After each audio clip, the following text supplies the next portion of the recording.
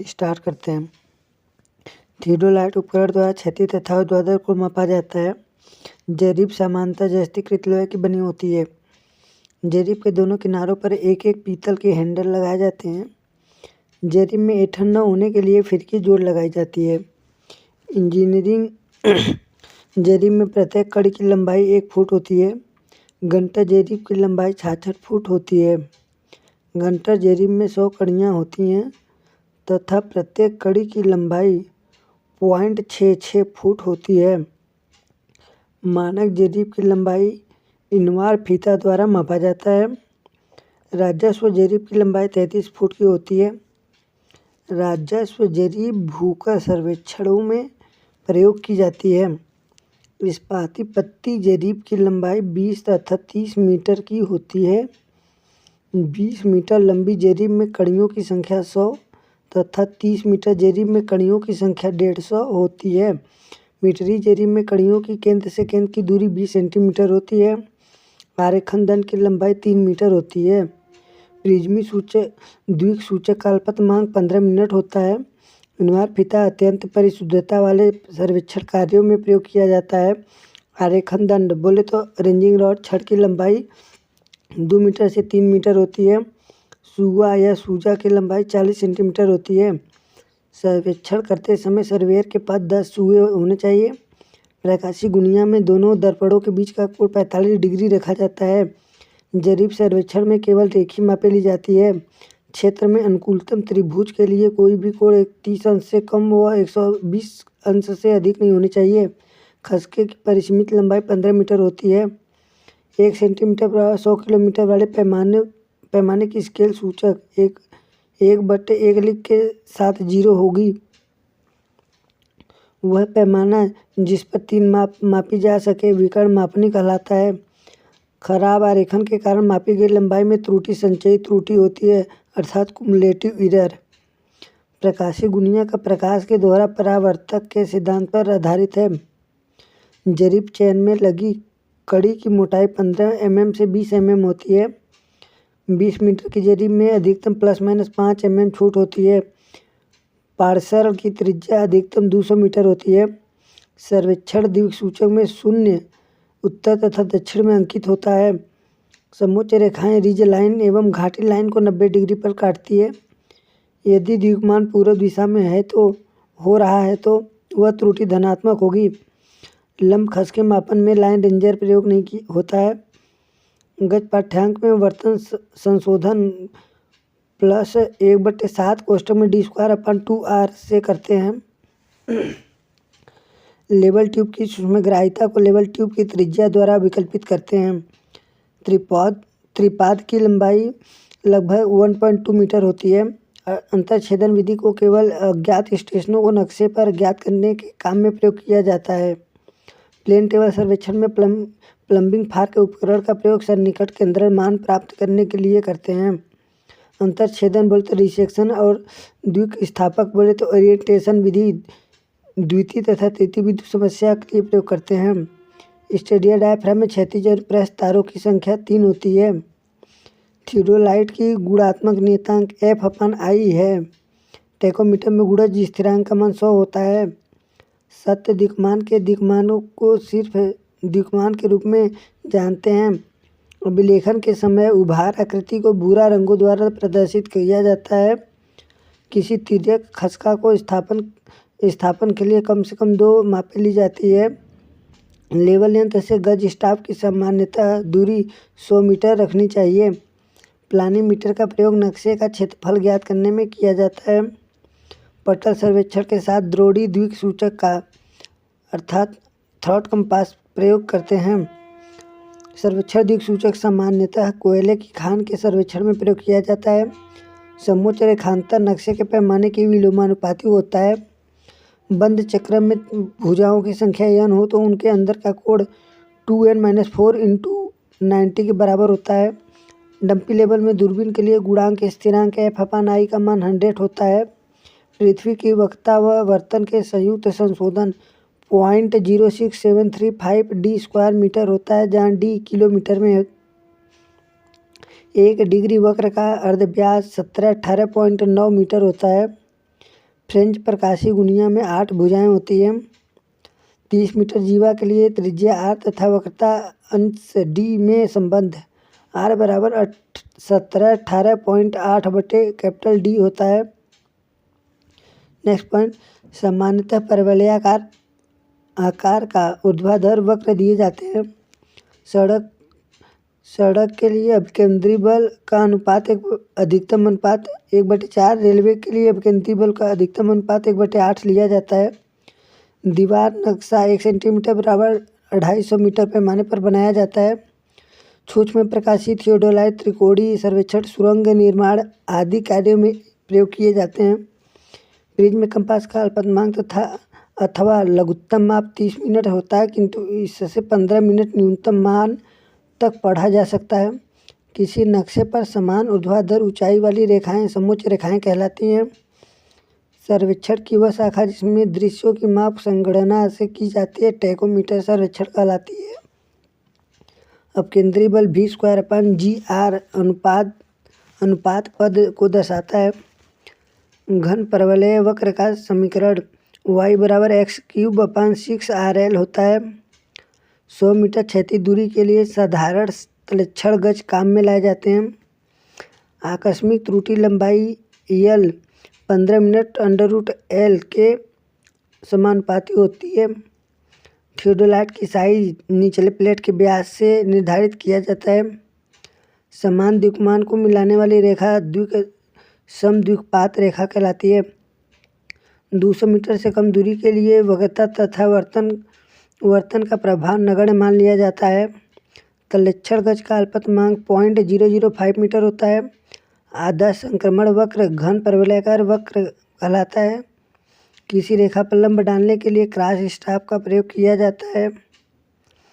Next point, तलक्षण क्रिया में तलक्षण गज जिस बिंदु पर रखा जाता है वह स्टेशन कहलाता है। एलिडेट के जिस किनारे से काम किया जाता है उसे फिडुशियल किनारा कहते हैं।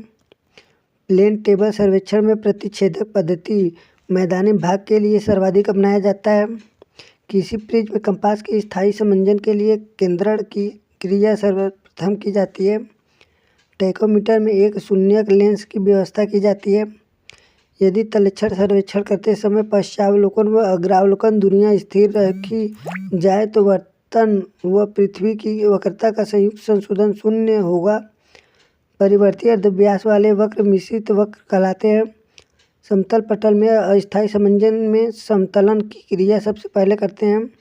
विषुवत रेखा पर नति कोण का मान 90 डिग्री होता है। सर्वेक्षण काल में पश्चावलोकन पहली रीडिंग होता है। टैकोमीटर में संयोज्य स्थिरांक F+D होता है। संक्रमण वक्रों के लिए सर्पिल कोण Q1 बराबर L/2R लिया जाता है। संक्रमण वक्रों के लिए लंब खसका y बराबर x³/6RL होता है। नेक्स्ट पॉइंट, विक्षेप कोण का मान 0 से 180 डिग्री होता है। वह काल्पनिक रेखा जो जमीन पर एक ही ऊंचाई के बिंदुओं को मिलाने से प्राप्त होती है समोच्च रेखा कहलाती हैं। समानित तल यानी आर्यल गृहतल DL के ऊपर होता है। सामान्य जीवा में छोटी जीवा को उपजीवा कहते हैं। डंपी लेवल के स्थायी समंजन में काल्पनिक त्रुटि वास्तविक त्रुटि की दोगुनी हो जाती है। सूखते हुए तालाब को पानी का समोच्च रेखा का एक अच्छा उदाहरण है। असमान ऊंचाई पर समोच्च रेखाएं एक दूसरे को प्रलंबी चट्टान पर स्पर्श करती हैं। किसी रेखा की लंबाई L हो तो उसका अक्षांश L cos θ है। दो बिंदुओं के संदर्भ में तीसरा बिंदु स्थापित करने को द्विबिंदु समस्या कहते हैं। थियोडोलाइट का अल्पतमांक 20 सेकंड तथा प्रिज्म कंपास का अल्पतमांक 15 मिनट होता है। जब किसी वक्र की त्रिज्या अनंत से एक निश्चित मान तक बदलता है तो उसको संक्रमण वक्र कहा जाता है। किसी रेखा का पश्च द्विकमान अग्र द्विकमान ±180 होता है। तलक्षण गज की लंबाई 2 से 3 मीटर होती है। किसी लेंस के केंद्र से निकलने वाली सबसे लंबी रेखा आधार रेखा कहलाती है। अत्यंत समीप समोच्च रेखाओं की श्रेणी तीखे ढाल को प्रदर्शित करती हैं। वक्र पर वाहन को उलटने से बचने के लिए संक्रमण वक्र दिया जाता है। थियोडोलाइट को ऊर्ध्वाधर प्लेन में 180 डिग्री घुमाने की क्रिया संक्रमण कहलाती है। अत्यधिक परिशुद्ध रेखी मापन प्रत्यक्ष जेरीब द्वारा किया जाता है।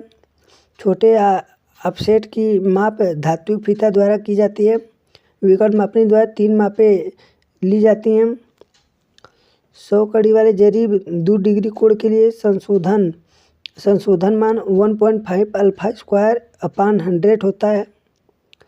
100 कड़ी वाली जेरीब में अल्फा रेडियन ढाल के लिए संशोधन मान 100 गुणे अल्फा क्यूब होता है। यल लंबाई वाले जेरीब की संचयी त्रुटि का मान यल के समानुपाती होता है तथा समकालिक त्रुटि √L के समानुपाती होता है। दूरदर्शी में क्रॉस हेयर दूरदर्शी के केंद्र पर स्थित होता है। क्षेत्र की दूरी सीमाओं जैसे अतिरिक्त वितरण का निर्धारण करने के लिए भूकर सर्वेक्षण प्रयोग किया जाता है। यदि दूरी मापने के लिए चेन बहुत छोटी है तो धनात्मक त्रुटि होगा। चेन सर्वेक्षण त्रिभुजों के ढांचागत कार्य को निहित रखता है, क्योंकि केवल त्रिभुज ही वह साधारण समतलीय आकृति है जिसे त्रिभुज की तीनों भुजाएं ज्ञात होने पर विशिष्ट रूप से आयोजित किया जाता है। पृथ्वी के चुंबकीय क्षेत्र की रेखाएं उत्तर से दक्षिण दिशा की ओर चलती हैं। सर्वेक्षण दूरबीन में क्रॉस हेयर नेत्रिका के सम्मुख लगा होता है। एक स्पष्ट छवि यानी फोटो के उत्पादन के लिए दूरबीन की क्षमता को डेफिनिशन कहा जाता है। क्षैतिज कोण मापने के लिए थियोडोलाइट को दक्षिणावर्त विमुख स्टेशन से सम्मुख स्टेशन की ओर घुमाया जाता है। भूमध्य रेखा के लंबवत अनुप्रस्थ रेखा का प्रेक्षण अक्षांश रेखा कहलाता है।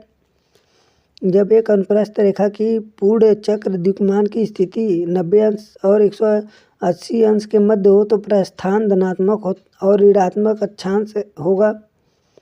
आधार से ज्ञात ऊंचाई पर स्थित एक नियत स्थिर बिंदु तल चिन्ह यानी बेंचमार्क कहलाता है। तलक्षण में अपवर्तन के कारण होने वाली वक्रता के प्रभाव का 1/7 भाग के रूप में लिया जाता है। अपवर्तन के कारण होने वाली त्रुटि को अन्योन्य तलक्षण में समाप्त नहीं किया जा सकता है। किसी भी लगातार 2 समोच्च रेखा के बीच लंबवत दूरी को समोच्च अंतराल कहा जाता है। कई समोच्च रेखाओं का एक समान होना एक खड़ी चट्टान को दर्शाता है। प्लेन टेबल में वह यंत्र जो क्षैतिज और ऊर्ध्वाधर दूरियों को मापने में प्रयोग किया जाता है दूरबीन एलिडेट कहलाता है। विकर्ण पैमाने पर केवल इकाई दसवां और सौवां होता है। पूर्ण द्विमान बेयरिंग के द्विमान यस 25 डिग्री W का अर्थ 205 होगा। अपवर्तन के लिए सुधार का मान वक्रता के लिए सुधार के मान का +1/7 होता है। वे लघु यंत्र जो प्रकाशिक सिद्धांत का प्रयोग करके एक कोण को एक अवलोकन में माप लेते हैं षष्ठक यानी सेक्सटेंस कहलाता है।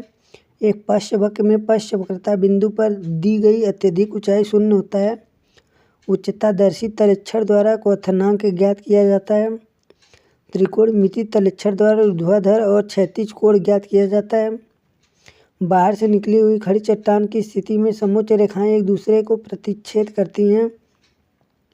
मल निपटान और पानी की आपूर्ति कार्य के लिए पर्याप्त आंकड़े एकत्र करने के लिए अनुप्रस्थ कटी और पार्श्व चित्र तलक्षण किया जाता है। पृथ्वी की वक्रता के कारण भूपृष्ठीय सर्वेक्षण समतल सर्वेक्षण से अलग होता है। प्रिज्मिक कंपास सर्वेक्षण में उपकरण और सर्वेयर की दिशा निरूपण यंत्र क्रमशः एक रेखा की पूर्ण द्विमान स्थिति यानी WCB और चतुर्थांश द्विमान स्थिति यानी QCB देते हैं। 2 बिंदु समस्या और त्रिबिंदु समस्या विभाजक यानी रिसेक्शन और अभिविन्यास विधियां अपनाकर किया जाता है। मानचित्र पर 2 लगातार समोच्च रेखाओं के बीच ऊर्ध्वाधर दूरी को समोच्च अंतराल के रूप में जाना जाता है। जब भूमि समतल हो तो सेक्सटेंस ट्रैकियोमेट्री विधि को अपनाया जाता है। लंबवत ऑफसेट नापने के लिए लाइन रेंजर का प्रयोग किया जाता है।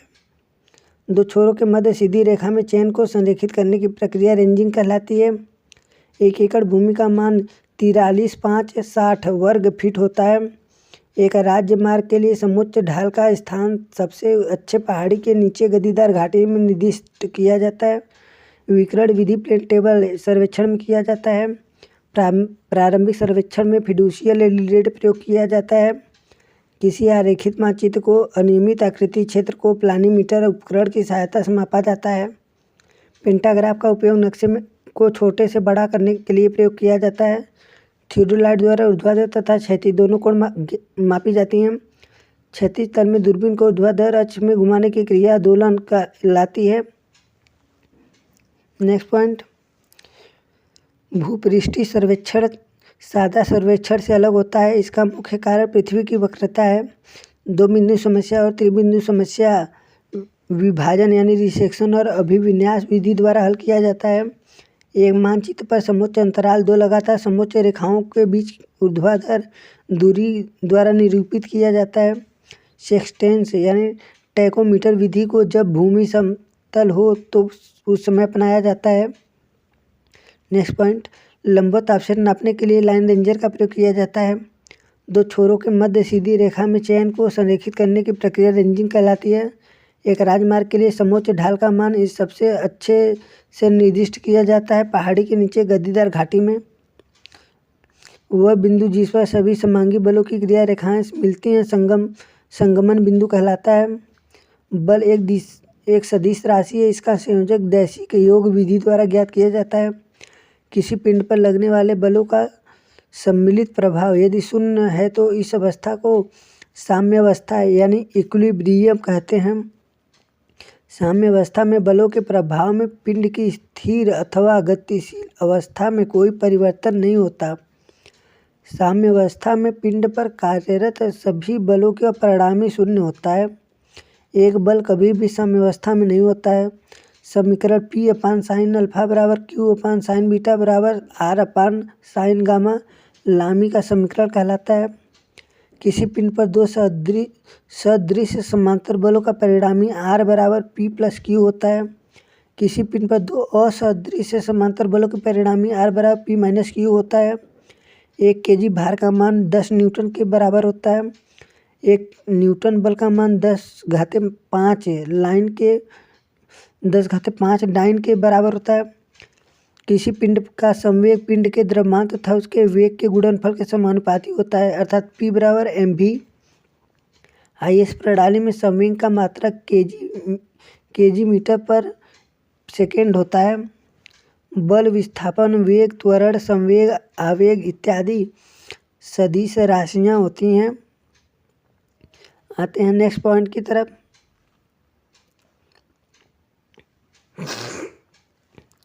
किसी निश्चित बिंदु के परितः बल को घुमाने वाले प्रभाव को उस बल का निश्चित बिंदु पर घूर्ण कहते हैं। बल आघूर्ण मोमेंट ऑफ फोर्स की इकाई न्यूटन मीटर होता है। प्रभावशाली रूप से कोई बल अपनी क्रिया रेखा पर स्थिर बिंदुओं पर केवल सरल रेखीय गति करता है।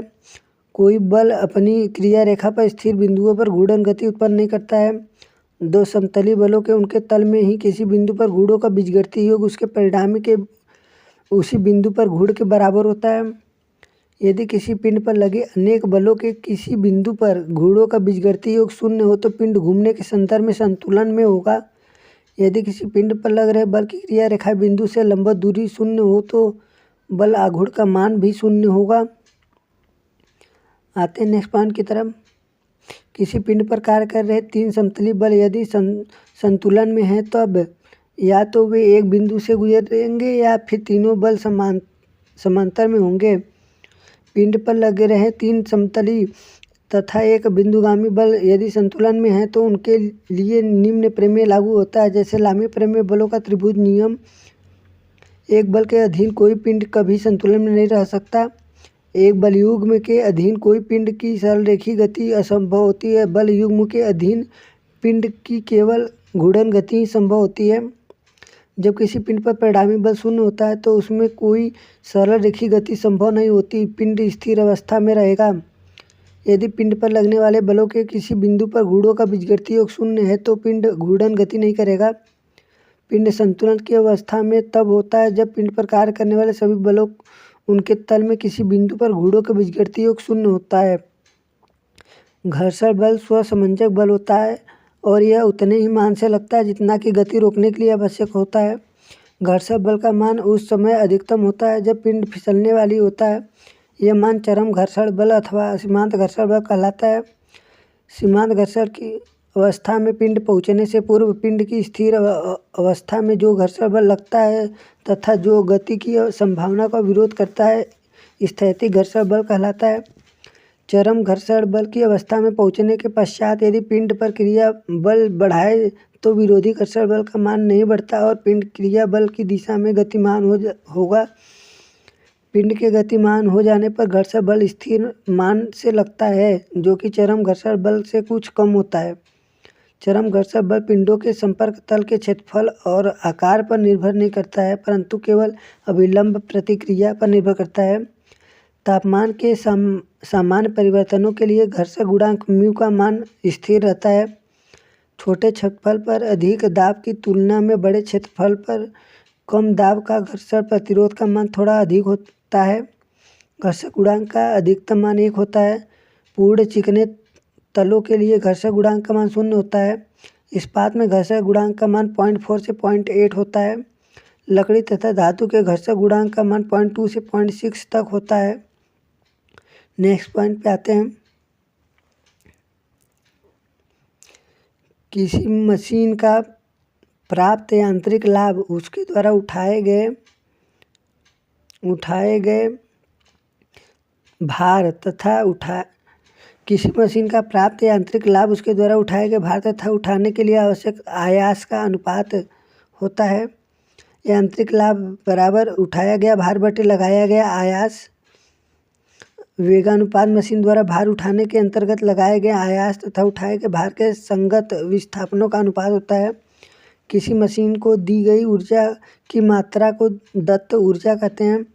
किसी मशीन की उपलब्ध ऊर्जा तथा दत्त ऊर्जा का अनुपात मशीन की दक्षता कहलाती है। मशीन की दक्षता नीटा बराबर उपलब्ध ऊर्जा अपान दत्त ऊर्जा। आदर्श मशीन में घर्षण नहीं होता है। आदर्श मशीन की यांत्रिक लाभ 1 होता है। नरम इस्पात में कार्बन की मात्रा 0.15% से 0.30% तक होती है।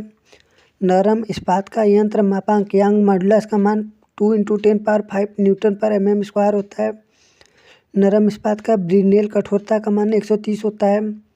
नरम इस्पात को सुगमता से फोर्ज तथा वेल्ड किया जा सकता है। स्थायी चुंबक बनाने के लिए नरम इस्पात का प्रयोग किया जाता है। नरम इस्पात को पायनीकृत यानी टेम्पर तथा कठोरीकृत यानी हार्डेन नहीं किया जा सकता। बल के प्रभाव में किसी अंग के आकार में परिवर्तन को विकृति कहा जाता है। प्रत्यास्थ यानी इलास्टिक पिंड पर बल लगाने से उसके आकार में परिवर्तन होता है, किंतु बल हटा लेने पर आकार में हुआ परिवर्तन शून्य हो जाता है। सुघट्ट पदार्थ पर बल लगाने से उसके आकार में स्थायी परिवर्तन होता है, जबकि बल हटा लेने पर परिवर्तन शून्य नहीं होता है। दृढ़ पिंड पर बल लगाने से उसके आकार में परिवर्तन नहीं होता है। प्रतिबल की इकाई न्यूटन पर mm² होती है। कर्तन या स्पर्शी प्रतिबल सदैव तल के समांतर कार्य करते हैं। विकृति की कोई इकाई नहीं होती, क्योंकि यह एक ही प्रकार के दो राशियों का अनुपात होता है। कुटियता यानी मेलाबिलिटी के कारण संपीड़न प्रतिबल में प्रभाव में बिना चटके पदार्थ के आकार में परिवर्तन किया जा सकता है। नेक्स्ट पॉइंट पे पदार्थ को तन्यता के कारण बिना टूटे किसी चाप में झुकाया जा सकता है। तन्यता के कारण पदार्थ को पतले तार के रूप में खींचा जा सकता है। भंगुरता के कारण पदार्थ पर चोट लगाने से वह बिना विकार या खराबी उत्पन्न हुए कई भागों में टूट जाता है। पाइजन अनुपात पार्श्व विकृति तथा दैर्घ्य विकृति का अनुपात होता है। पाइजन अनुपात का मान 0 से 0.5 तक होता है। ढलवा लोहे की प्रत्यास्थता सीमा लगभग 0 होती है। ढलवा लोहे में पराभव बिंदु यानी यील्ड पॉइंट 0 लिया जाता है। ढलवा लोहे का प्रत्यास्था मापांक का मान 1.6 × 10⁻³ न्यूटन पर mm² होता है। अंतिम प्रतिबल तथा कार्यकारी प्रतिबल का अनुपात सुरक्षा गुणांक कहलाता है। जब किसी छड़ को लंबाई में खींचते हैं तो उसकी लंबाई तो बढ़ती है, परंतु अनुप्रस्थ काट का क्षेत्रफल घट जाता है।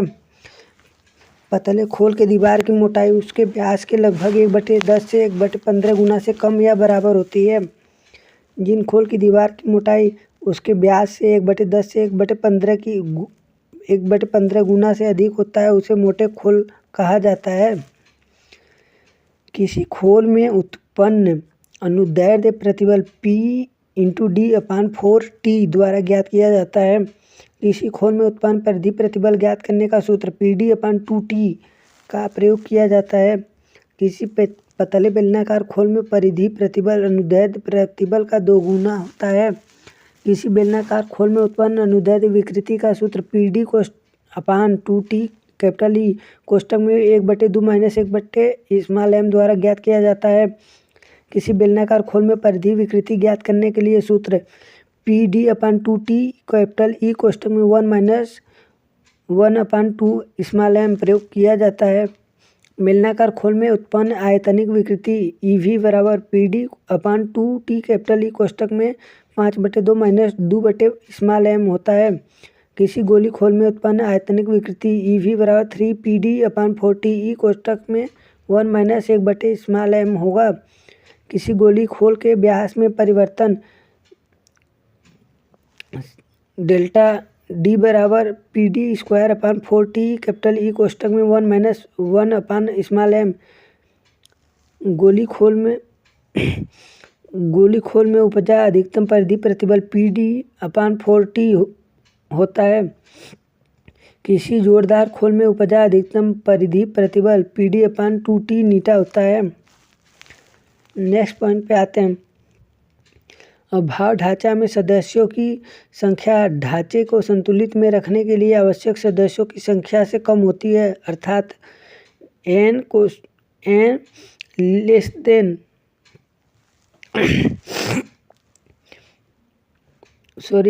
n more than 2j minus 3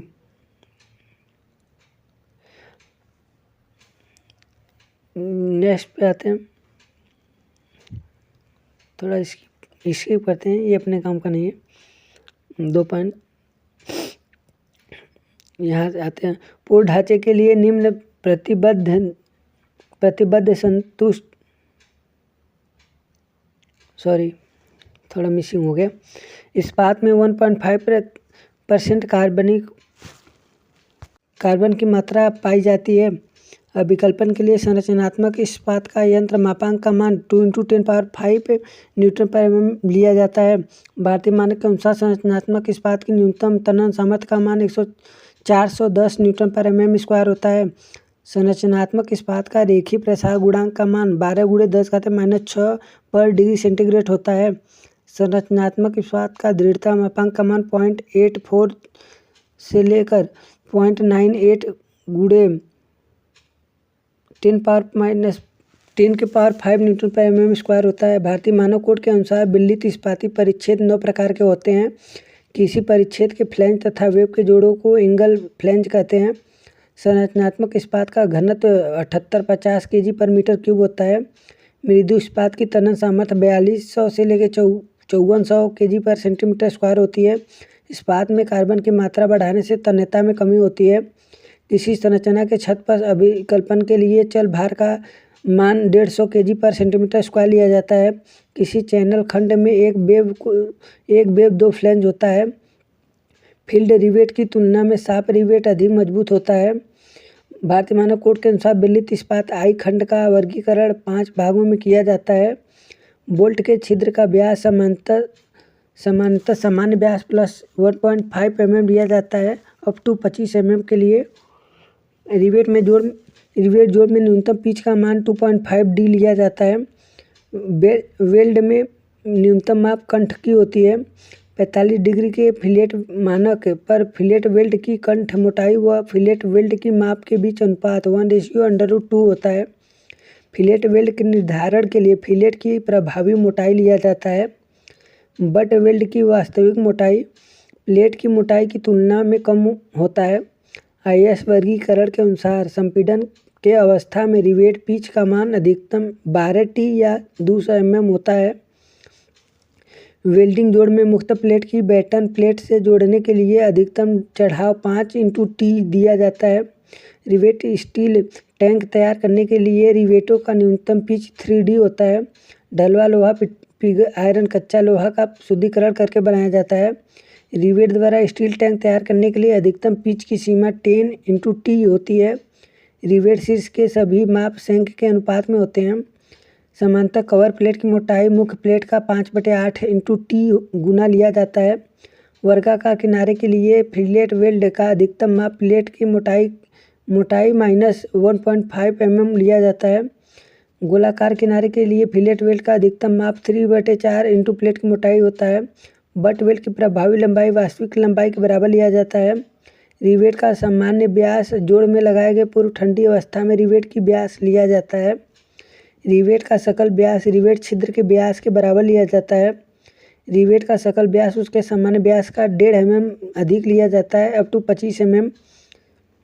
दो निकटतम गेज रेखाओं के बीच की लंबवत दूरी गेज दूरी कहलाती है। रिवेट जोड़ में प्लेट के किनारों से निकटतम रिवेट छिद्र के केंद्र के बीच की दूरी 1.5 d लिया जाता है। शक्ति चालित शॉप रिवेट की अधिकतम अनुग्रह धारा प्रतिबल का मान 300 MPa या न्यूटन पर mm² लिया जाता है। हस्तचालित रिवेट की अधिकतम धारण प्रतिबल का मान 250 MPa लिया जाता है। सामान्य रिवेट का व्यास ज्ञात करने के लिए अन्वीन का सूत्र 6.05 √T होता है, जहाँ T प्लेट की मोटाई mm में होती है। सभी प्रकार के रिवेट जोड़ के लिए अधिकतम पिच का मान 32 T या 300 mm में जो भी कम हो लेते हैं। निर्माण विशिष्टियों के अनुसार तनन में रिवेटों की अधिकतम पिच 200 mm या 16 T में जो भी कम हो लिया जाता है। फिलेट वेल्ड के लिए अनुज्ञेय अपरूपण प्रतिबल का मान 110 न्यूटन पर mm² लिया जाता है। वेल्ड की प्रभावी लंबाई का मान वास्तविक लंबाई के बराबर होता है। बट वेल्ड का सामर्थ्य बराबर प्रभावी क्षेत्रफल गुणे अनुज्ञेय प्रतिबल होता है। यदि किसी रिवेट के संग का व्यास D हो तो स्नैप शीर्ष का व्यास 1.6 D होगा। अधिकांशतः स्नैप शीर्ष वाले रिवेट प्रयोग किए जाते हैं। पुलों में प्रयोग किए जाने वाले रिवेट का न्यूनतम व्यास 22 mm होता है। वेल्डिंग करते समय जोड़ पर चढ़ाई गई धातु गलन झलाई कहलाती है। तनन उपांगों में अधिकतम अनुज्ञेय अच्छी तनन प्रतिबल का मान 0.6 FY होता है। भारतीय मानक के अनुसार तनन उपांग, जिसमें पवन तथा भूकंपीय बलों को छोड़कर अन्य बलों के कारण सीधे प्रतिबल का प्रत्यावर्तन होता है, का अधिकतम तन्यता अनुपात का मान 180 होगा। वायुमंडल में खुले संरचनात्मक अवयवों के लिए आंतरिक पट्टी वेल्ड का प्रयोग किया जाता है। गसेट प्लेट की न्यूनतम मोटाई 8 mm लिया जाता है। गसेट प्लेट द्वारा उपांगों को जोड़ने के लिए प्रयुक्त रिवेट का न्यूनतम व्यास 22 mm होता है। न्यूनतम परिभ्रमण त्रिज्या, जिस पर जड़त्व गुण न्यूनतम होता है। भारतीय मानक कोड IS 800-1984 के अनुसार अनुज्ञेय अपरूपण प्रतिबल का अधिकतम मान 0.45 FY होता है। भारतीय मानक कोड के अनुसार इस्पाती धरन के लिए औसत अपरूपण प्रतिबल का मान 0.40 FY लिया जाता है। भारतीय मानक कोड के अनुसार इस्पाती धरन में अधिकतम विक्षेप का मान स्पान/325 लिया जाता है। इस्पाती लिंटल को दो दीवार इस्पाती धरन में विक्षेप के मान को स्पान/325 तक सीमित बनाए रखने के लिए धरन की गहराई प्रति मीटर पाट पर 55 mm लिया जाता है। संगठित धरन यानी बेंटअप बीम का विकल्पन अधिकतम बंकन आघूर्ण तथा अधिकतम अपरूपण बल ज्ञात करने के लिए किया जाता है। इस्पाती धरन में वेब द्वारा संकेंद्री भार को वहन किया जाता है। इस्पाती धरन के लिए सामान्यतः बेलित इस्पाती खंड यानी रोल्ड स्टील सेक्शन के इस्पाती खंड प्रयोग किया जाता है। इस्पाती संरचनाओं में तनन उपांगों का विकल्पन IS 800-1984 मानक के अनुसार किया जाता है। इस्पाती संरचनाओं में तनन उपांग के लिए प्रतिबल के दिशा में स्थिति रेखा पर दो निकटतम रिवेट केंद्रों के बीच की दूरी 16 T या 200 mm में जो भी न्यूनतम हो लेते हैं। बैटन अवस्था के साथ स्तंभ की प्रभावी लंबाई का मान 10% अधिक लिया जाता है। प्लेट गर्डर की कुल गहराई D बराबर 1.1 √M अपान सिग्मा B गुणे TW द्वारा ज्ञात किया जाता है, अर्थात 1/10 से 1/15 तक होती है कुल गहराई। इस्पाती धरन के फ्लैंज की चौड़ाई 60 सेंटीमीटर से अधिक नहीं होनी चाहिए। इस्पाती धरन के वेब प्लेट की गहराई 15 मीटर से अधिक स्पान के लिए स्पान/10 लिया जाता है। वेब प्लेट की शुद्ध गहराई व मोटाई का अनुपात 85 से अधिक होने पर ऊर्ध्वाधर दृढ़ कारी लगाया जाता है। आई खंड वाले स्तंभ को उसे आधार प्लेट के साथ जोड़ने के लिए प्रयुक्त एंगलों की माप 100 × 100 × 12 mm होती है। गसेट प्लेट के अभिकल्पन में फ्लैंज एंगल का न्यूनतम माप 150 × 15 × 12 mm लिया जाता है। किसी ढांचे या संरचना में प्रयुक्त कुल अवयवों की संख्या ज्ञात करने का सूत्र n = 2j-3 होता है। सामान्य रूप से छत कैंची का ढाल 25 से 60 डिग्री तक रखा जाता है। कैंची के उठान व पाट के अनुपात को पिच कहा जाता है। पिच का मान 1/3 से 1/6 रखा जाता है। सामान्य पिच का मान 1/4 लिया जाता है। छत कैंची में प्रयुक्त मुख्य राफ्टर संपीड़ांक के रूप में कार्य करता है। एस्बेस्टस सीमेंट चादरों की चौड़ाई तथा लंबाई का मान 1.05 मीटर और 3 मीटर होती है। एस्बेस्टस सीमेंट चादर का विकल्पन भारतीय मानक कोड IS 459/1970 के अनुसार किया जाता है। छत कैंचियों की मितिव्ययी दूरी की जांच T = 2P+R समीकरण द्वारा ज्ञात किया जाता है। भारतीय मानक 800 के अनुसार न्यूनतम पिच पर रिवेट जोड़ की दक्षता 60% होती है। बट वेल्ड को कंठ के प्रभावी मोटाई के अनुसार वर्गीकृत किया जाता है। वेल्ड जोड़ में मुख्य प्लेट पर बैटन प्लेट को चढ़ाव अधिकतम 5 गुणे प्लेट की मोटाई T दिया जाता है। जालक स्तंभ में टाई प्लेट का प्रयोग लेसिंग के शुरू में तथा अंत में किया जाता है। किसी संरचना के लिए नींव की न्यूनतम गहराई का मान P/W कोष्ठक में 1 - sin θ/1 + sin θ² सूत्र द्वारा ज्ञात किया जाता है। सामान्य चिनाई युक्त दीवार के लिए घर्षण गुणांक म्यू का मान 0.6 से 0.7 लिया जाता है। गेंट्री का विकल्पन पार्श्व अनुदैर्ध्य तथा ऊर्ध्वाधर भार के लिए किया जाता है।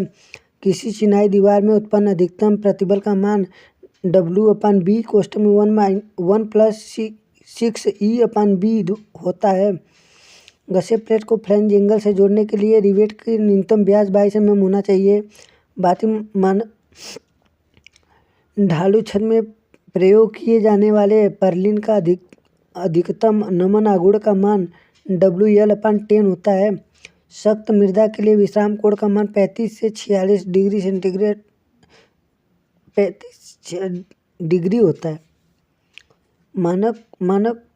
भारतीय मानक के अनुसार 30 डिग्री तक ढालू छत के लिए प्रयुक्त एंगल पर्लिन की न्यूनतम चौड़ाई L/60 होता है। 50 डिग्री से अधिक ढाल हो तो छत कैंची के लिए उसके अभिकल्पन में हिम भार नहीं लिया जाता है। यदि किसी इस्पाती दर्द की लंबाई 3 मीटर है तो उसके अभिकल्पन में अचल भार यानी डीड लोड का मान चल भार का 1.5% लिया जाता है। नेक्स्ट पॉइंट, छत कैंची में प्रयोग किए जाने वाले पर्लिनों का प्रति मीटर भार 8 से 15 kg/m² लिया जाता है। पर्वतीय या पहाड़ी क्षेत्रों में जहाँ पर बर्फ पड़ती है, कैंची का पिच का पार्ट 1/4 लिया जाता है। भारतीय मानक कोड IS 800/1984 के अनुसार आयताकार आधार प्लेट की मोटाई T = √3W सिग्मा BS कोष्ठक में A² - B²/4 सूत्र द्वारा ज्ञात किया जाता है। इस्पाती संरचनाओं में 5 मीटर जोड़ के लिए प्रयुक्त एंगल का माप 50 × 30 × 6 mm होता है। ढीली यानी लूज मृदा के लिए विक्षेप कोण का मान 28 डिग्री से 35 डिग्री तक लिया जाता है। जो धर्म पर्लिन के ऊपर दिए जाते हैं वह कॉमन राफ्टर कहलाता है। नालीदार जस्तीकृत इस्पाती चादर का पिच 75 mm होता है। भार गुणांक का मान सदैव सुरक्षा गुणांक से अधिक होता है। रिवेट छिद्रों का क्षेत्रफल घटाने के लिए प्लेट गर्डर का भार विकल्पन भार से 10 से 20% अधिक रखा जाता है। इस्पाती टैंक का विकल्पन जल के दाब के अनुसार लिया जाता है। जालक व्यवस्था में विलित इस्पाती पत्ती प्रकार का खंड प्रयोग किया जाता है। एस्बेस्टस सीमेंट चादर की अधिकतम लंबाई का मान 1680 mm होती है। एस्बेस्टस चादर वाली छत का ढाल 30 डिग्री से कम नहीं होना चाहिए। किन्हीं दो ऊर्ध्वाधर दृष्टिकारी के बीच का अंतराल D/3 लिया जाता है। मानक श्रेणी का कंक्रीट M25 से M55 ग्रेड की होती है। यदि कंक्रीट का ग्रेड M60 है तो कंक्रीट उच्च सामर्थ्य की होगी। सभी महत्वपूर्ण कार्यों के लिए डिजाइन मिक्स कंक्रीट को वरीयता दी जाती है। स्तंभ, डाट तथा बाहरी धरणों के लिए मिक्स अनुपात M25 होता है। पानी के टैंक, प्रतिधारक दीवारें, पूर्व निर्मित अवयव, मध्य भारित स्तंभ, धरण सहित स्लैब छत, पुल इत्यादि के लिए मिक्स अनुपात यानी M20 होता है। स्थूल कंक्रीट, बांध, नींव, फर्शों तथा सड़कों के लिए आधार कोट के लिए कंक्रीट का मिक्स अनुपात M15 होता है। मोटे मिलावे में रंध्र स्थानों का प्रतिशत मान 30 से 45% होता है। कंक्रीट मिश्रण के लिए मोटे तौर पर पानी की मात्रा सीमेंट के भार का 30% लिया जाता है। प्रबलित सीमेंट कंक्रीट का भार 2500 kg पर मीटर क्यूब होता है। सादा सीमेंट कंक्रीट का भार 2400 kg पर मीटर क्यूब होता है। एक बोरी सीमेंट का आयतन 35 लीटर होता है। सीमेंट महीन मिलावट, मोटा मिलावट तथा पानी की उचित अनुपात में मिलाने की क्रिया बैचिंग कहलाती है। शीघ्र कठोरी सीमेंट में से बनी कंक्रीट की तराई 4 से 7 दिन तक किया जाता है। कंक्रीट का मोटे मिलावे का महीन मिलावे व पानी की घोल से अलग होने की क्रिया पृथक्करण यानी सेग्रीगेशन कहलाती है। कंक्रीट की आनमन सामर्थ्य FCR बराबर 0.7 कोष्टक में √FC सूत्र द्वारा ज्ञात किया जाता है। कंक्रीट की तनन सामर्थ्य संपीड़न सामर्थ्य का 1/10 से कम होता है। M40 साधारण ग्रेड की कंक्रीट नहीं होती है। साधारण ग्रेड की कंक्रीट तैयार करने के लिए पानी की मात्रा मोटे मिलावे का 5% तथा सीमेंट के भार का 30% लिया जाता है। M20 ग्रेड की कंक्रीट के मिश्रण का अनुपात 1:1.5:3 होता है। जब कंक्रीट की कुटाई वाइब्रेटर द्वारा किया जाता है तो स्लम्प का मान 50 mm होना चाहिए। कंक्रीट के निर्माण जोड़ रोड, प्रतिधारक दीवार, नहरों के जोड़ स्तरीकरण पर दिया जाता है। बड़े मिलावे के स्थूल घनत्व को kg पर मीटर क्यूब में अभिकल्पन किया जाता है। तराई काल को बढ़ाने के लिए पोज़ोलाना को सीमेंट में मिलाया जाता है। सीमेंट उत्पादन में चूना पत्थर पदार्थ का प्रयोग किया जाता है। साधारण पोर्टलैंड सीमेंट का उत्पादन मृत्तिका तथा चूना मिलाकर किया जाता है। घन परीक्षण द्वारा कंक्रीट की सामर्थ्य 28 दिन बाद किया जाता है। कंक्रीट के अनुमन्य अपरूपण सामर्थ्य का मान संपीड़न सामर्थ्य पर निर्भर करता है। M20 ग्रेड की कंक्रीट को अनुज्ञेय संपीड़न सामर्थ्य का मान 200 kg पर सेंटीमीटर स्क्वायर होता है। M15 ग्रेड की कंक्रीट के अनुज्ञेय संपीड़न सामर्थ्य का मान 150 kg पर सेंटीमीटर स्क्वायर होता है। स्लम्प परीक्षण कंक्रीट की स्वीकार्यता ज्ञात करने के लिए किया जाता है। 500 kg सीमेंट के जलायोजन के लिए पानी की 200 kg मात्रा की आवश्यकता होती है। वह कंक्रीट जिसका स्लम्प मान 65 mm है मध्यम स्वीकार्यता वाली कंक्रीट होती है। यदि कंक्रीट की रिक्तता यानी वायर्स 1% है तो उसकी सामर्थ्य 5% घट जाती है। रेत में उत्फुलन का मान अधिकतम होगा यदि उसमें नमी की मात्रा 5% हो। जब कंक्रीट को हाथ द्वारा तैयार किया जाता है यानी मिलाया जाता है तो सीमेंट की मात्रा 10% बढ़ा कर लिया जाता है। सीमेंट में 40% रिक्तता पाई जाती है। सीमेंट में अवमंदक के रूप में अपमिश्रक जिप्सम 2 से 3% मिलाया जाता है। कंक्रीट के मापांक ज्ञात करने के लिए नमूने का माप 150x150x150 mm लिया जाता है। नेक्स्ट पॉइंट पे आते हैं। कंक्रीट की स्वीकार्यता मिलावे के ग्रेडिंग के समानुपाती होती है। कंक्रीट में नमी यानी मॉइस्चर की मात्रा बढ़ने से उसकी सामर्थ्य में कमी होगी। सामान्य कंक्रीट का तनन सामर्थ्य उसके संपीड़न सामर्थ्य का 10% होता है। कंक्रीट का औसत तापीय प्रसार गुणांक का मान 9×10⁻⁻6 पर डिग्री सेंटीग्रेड होता है। सीमेंट में जल रोधी यानी वाटरप्रूफ यौगिक की मात्रा सीमेंट के भार का 3% लिया जाता है। साधारण सीमेंट में ड्राई कैल्शियम सिलिकेट यानी C2S तथा ट्राई कैल्शियम सिलिकेट की मात्रा 70 से 80% होती है। नींव में प्रयोग किए जाने वाले कंक्रीट में मोटे मिलावे का अधिकतम माप 40 mm लिया जाता है। सीमेंट कंक्रीट में प्रयोग किए जाने वाले पानी का pH मान 6 से लेकर 8.5 तक होता है। कंक्रीट के अभिलाक्षणिक यानी कैरेक्टरिस्टिक स्ट्रेंथ अभिलाक्षणिक सामर्थ्य तथा अनुमान स्ट्रेंथ यानी फ्लेक्सुरल स्ट्रेंथ के बीच संबंध FCR बराबर 0.7 √FC होता है। कंक्रीट का प्रत्यास्थता मापांक का मान EC बराबर 5000 √FC न्यूटन पर mm स्क्वायर में होता है। नए कार्य एवं मरम्मत आदि के लिए सीमेंट मसाले को ग्राउटिंग क्षेत्र में 0.2 न्यूटन पर mm स्क्वायर द्वारा दाब पर डालते हैं। प्रबलित सीमेंट कंक्रीट कार्य के लिए मृदु इस्पात का प्रयोग किया जाता है। सीमेंट कंक्रीट की तनन सामर्थ्य इसके संपीड़न सामर्थ्य का 1/10 भाग होता है। IS 432/1966 के अनुसार प्रथम श्रेणी के मृदु इस्पात की तनन सामर्थ्य 4200 kg/cm² होती है। इस्पात के लिए अनुज्ञेय प्रतिबल का मान पराभव प्रतिबल का 0.55 FY लिया जाता है। इस्पात का प्रत्यास्थता मापांक का मान 200 kN/mm² होता है। प्रबलन इस्पात की अधिकतम लंबाई 13 मीटर होती है। विरूपित छड़ यानी डिफॉर्म बार के प्रयोग में प्रबलन छड़ की 40% बचत होती है। 100 mm माप के घन की संपीड़न सामर्थ्य 150 mm घन के संपीड़न सामर्थ्य से अधिक होती है। कंक्रीट कार्य में संपीड़न प्रतिबलों के लिए अभिलाक्षण सामर्थ्य का सुरक्षा गुणांक का मान 3 लिया जाता है। नेक्स्ट पॉइंट पे आते हैं। इस्पात तथा कंक्रीट के प्रत्यास्थता मापांकों के अनुपात का मान 280/3 सिग्मा CB होता है। इस्पात तथा कंक्रीट का प्रत्यास्थता मापांक का अनुपात मान ES/EC होता है। साधारण कंक्रीट के लिए जल सीमेंट अनुपात का मान 0.4 लिया जाता है। छोटे कॉलम के लिए न्यूनतम तन्यता अनुपात का मान 12 से कम लिया जाता है। संपीड़न में छड़ पर चढ़ाव की लंबाई 24 डाया से कम नहीं लिया जाता है। छड़ में न्यूनतम आवरण मुख्य छड़ के व्यास अथवा 15 mm जो भी अधिक हो लिया जाता है। मुख्य प्रबलित छड़ का व्यास स्लैब की कुल मोटाई का 1/8 भाग से अधिक नहीं लिया जाता। भारतीय मानक 456/1978 के अनुसार स्तंभ में अधिकतम प्रबलन 6% दिया जाता है। छत में अधिकतम प्रबलन पराभव सामर्थ्य वाली छड़ के लिए स्लैब के अनुप्रस्थ काट का 0.12% से कम नहीं होनी चाहिए। स्तंभ में प्रयोग किए जाने वाले लंबी छड़ का व्यास 12 mm से कम नहीं होना चाहिए। प्रबलित ईंट कार्य के लिए मापांक अनुपात का मान 40 लिया जाता है।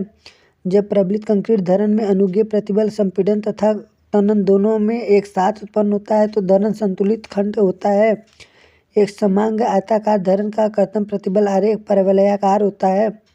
शुद्धालंब धरन में आलंब के 5/7 दूरी पर नमन आघूर्ण का मान घटकर आधा हो जाता है।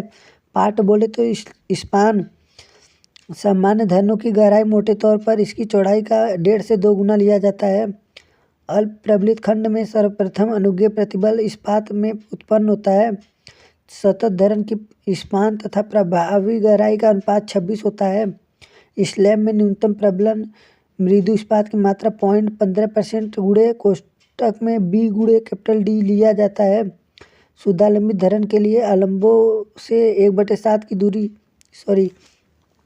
प्रायः धरन के लिए आलंबों के फलक से 50% छड़ें 1/2 पर कम की जा सकती हैं। 1/2 नहीं, EL/2 पर कम की जा सकती है। शुद्धालंबित धरन के लिए आलंबों के फलक से 50% छड़ें EL/7 पर कम किया जा सकता है। अल्प भारित धरन के लिए गहराई पाट का अति भारित धरन के लिए गहराई पाट का 5/5 से 5/10 लिया जाता है। भारतीय मानक IS 456/1978 के अनुसार कंक्रीट के अधिकतम संपीड़न प्रतिबल का मान 0.446 FCK लिया जाता है। W वर्किंग स्ट्रेस मेथड में प्रबलन इस्पात के लिए सुरक्षा गुणांक का मान 1.78 लिया जाता है। प्रायः धरन खंड के लिए अनुज्ञेय पाट का विक्षेप व गहराई का अधिकतम अनुपात 7 होगा। प्रबलित कंक्रीट दीवार के लिए आवरण 20 mm लिया जाता है। साधारण भवनों में स्लैब की न्यूनतम मोटाई 9 सेंटीमीटर होती है। प्रायः साधारण कार्यों के लिए 15 सेंटीमीटर मोटी स्लैब प्रयोग की जाती है। सीमेंट कंक्रीट का तापीय प्रसार गुणांक का मान 0.8 × 10⁻⁵ गुणे 1.2 × 10⁻⁵ प्रति डिग्री सेंटीग्रेड होता है। अग्नि तथा जल के संपर्क में आने वाले स्तंभ के लिए न्यूनतम आवरण 50 mm होना चाहिए। स्तंभ में मुख्य प्रबलन इस्पात का व्यास 12 mm से कम नहीं होना चाहिए। वृत्ताकार कॉलम में कम से कम 6 छड़ डाले जाते हैं। प्रस्तंभ की परिधि में प्रयोग किए जाने वाले मुख्य छड़ों की क्षैतिज दूरी 300 mm से अधिक नहीं होना चाहिए। उच्च इस्पात वाले छड़ का FE 450 के लिए अनुज्ञेय संपीड़न प्रतिबल का मान 190 Nm/mm² लिया जाता है। प्रतिधारक दीवार पर मिट्टी का क्षैतिज दाब ज्ञात करने का सूत्र रैंकिंग सूत्र WH²/2 कोष्ठक में 1 - sin θ अपन 1 + sin θ। पानी की टंकी का अभिकल्पन के लिए डॉक्टर रीजनर विधि का प्रयोग किया जाता है। नेक्स्ट पॉइंट, IS कोड के अनुसार कंक्रीट की अधिकतम संपीड़न सामर्थ्य 400 kg/cm² होती है। प्रबलित ईंट स्लैब में ईंट का अनुज्ञेय संपीड़न प्रतिबल का मान 25 kg/cm² होता है। कंक्रीट के लिए औसत क्रीप गुणांक का मान 3 लिया जाता है। आकस्मिक भार के कारण कंक्रीट का व्यवहार प्रत्यास्थ होता है। गहरी धरण का विकल्पन बंकन आघूर्ण के लिए किया जाता है। धरण में M25 ग्रेड के लिए अधिकतम अनुमत कर्तन प्रतिबल का मान 1.9 Nm/mm² होता है।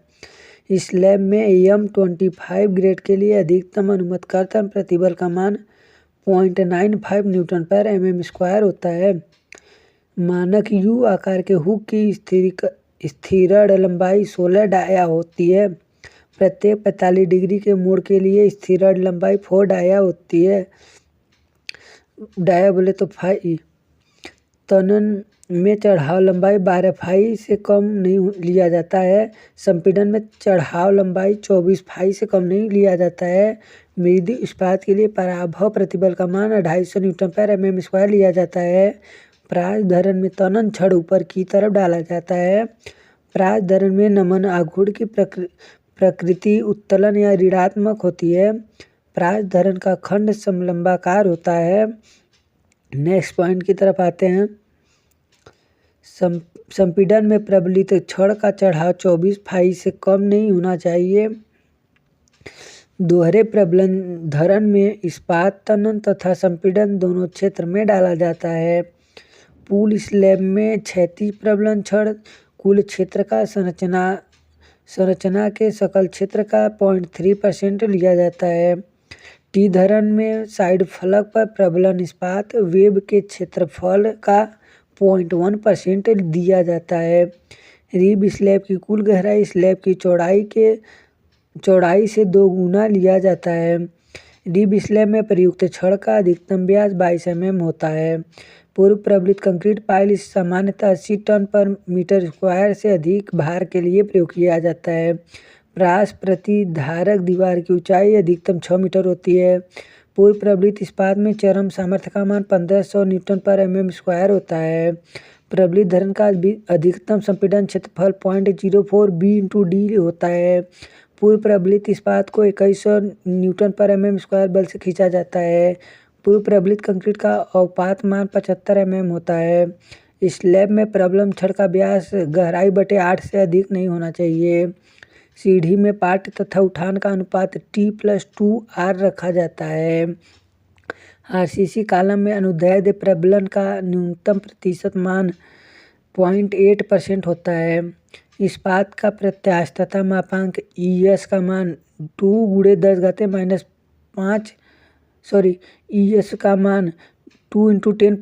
Nm/mm² होता है। जब प्रबलन इस्पात धरण के संपीड़न तथा तनन दोनों क्षेत्रों में डाला जाता है तो धरण दोहरा प्रबलित कंक्रीट धरण कहलाती है। किसी धरण खंड का अधिकतम कर्तन प्रतिबल का मान औसत कर्तन प्रतिबल का 1.5 गुना लिया जाता है। प्रबलित कंक्रीट धरण में लटकन छड़ या छल्लों का व्यास सामान्यतः 6 से 12 mm लिया जाता है। अति प्रबलित धरण में विकर्ण तनन के कारण विफल होने की संभावना होती है। प्रबलित कंक्रीट धरण में विकर्ण तनन 135 डिग्री पर उत्पन्न होता है। विकर्ण तनन आलंबों के निकट उत्पन्न होता है। संपीड़न क्षेत्र में विकास लंबाई 24 फाई से कम नहीं होना चाहिए। प्रबलित ईंट चिनाई का भार 2000 kg/m³ होता है। शुद्धालंबित धरण के लिए पाट तथा प्रभावी गहराई का अनुपात 20 लिया जाता है। एकल दिशा शुद्धालंबित स्लैब के लिए पार तथा प्रभावी गहराई का अनुपात 30 होता है। द्विदिशीय शुद्धालंबित स्लैब के पार तथा प्रभावी गहराई का अनुपात 35 होता है। सतत स्लैब के लिए पार तथा प्रभावी गहराई का अनुपात 40 होता है। प्रास स्लैब के लिए पार तथा प्रभावी गहराई का अनुपात 12 होता है। प्रबलित कंक्रीट धरन की विक्षेप सीमा का मान पाट अपान 250 होता है। स्लैब में मुख्य तनन छड़ों की अधिकतम क्षैतिज दूरी 3 गुणे स्लैब की प्रभावी गहराई या 300 mm जो भी न्यूनतम होती है। नेक्स्ट पॉइंट पे आते हैं। स्तंभ वे होते हैं जिनकी ऊंचाई उनके पार्श्व माप के 3 गुना से अधिक होता है। सामान्यतः कॉलम में M20 ग्रेड की कंक्रीट इस्तेमाल किया जाता है। यदि कॉलम के दोनों सिरे स्थिति तथा दिशा में पूर्णतः आबद्ध हैं तो कॉलम की प्रभावी गहराई L इफेक्टिव बराबर 0.65 L होगी। यदि कॉलम दोनों सिरे पर कीलदार हैं तो कॉलम की प्रभावी लंबाई स्मॉल l का मान L इफेक्टिव बराबर L होगा। एक सिरा पूर्णतः आबद्ध किंतु दूसरा सिरा स्वतंत्र है तो कॉलम की प्रभावी लंबाई का मान यानी L इफेक्टिव बराबर 2L होगा। नेक्स्ट पॉइंट पे आते हैं।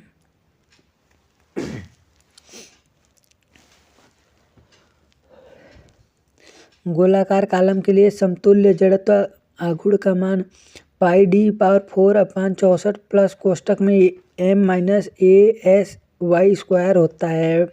24 दिन के बाद कंक्रीट की सामर्थ्य की तुलना में 1 वर्ष बाद कंक्रीट की सामर्थ्य में वृद्धि 20 से 25% अधिक होती है।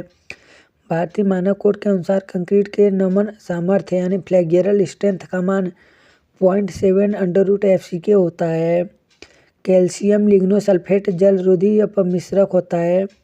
संपीड़न क्षेत्र में छड़ पर चढ़ाव की लंबाई 24 फाई से कम नहीं होना चाहिए। सीमेंट में कम पानी मिलाने पर सामर्थ्य में कमी होगी। चूने की कंक्रीट में सुर्खी मिलाने पर द्रवणांक में कमी होती है।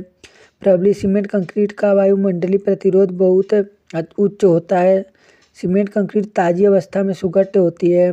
जब छड़ें संपीड़न में हैं तो अभिलाग सामर्थ्य का मान 25% अधिक लिया जाता है। मृदु इस्पात की छड़ EFE 250 की चरम सामर्थ्य 250 Nm/mm² होता है। मृदु इस्पात का अनुमत प्रतिबल 140 Nm/mm² लिया जाता है।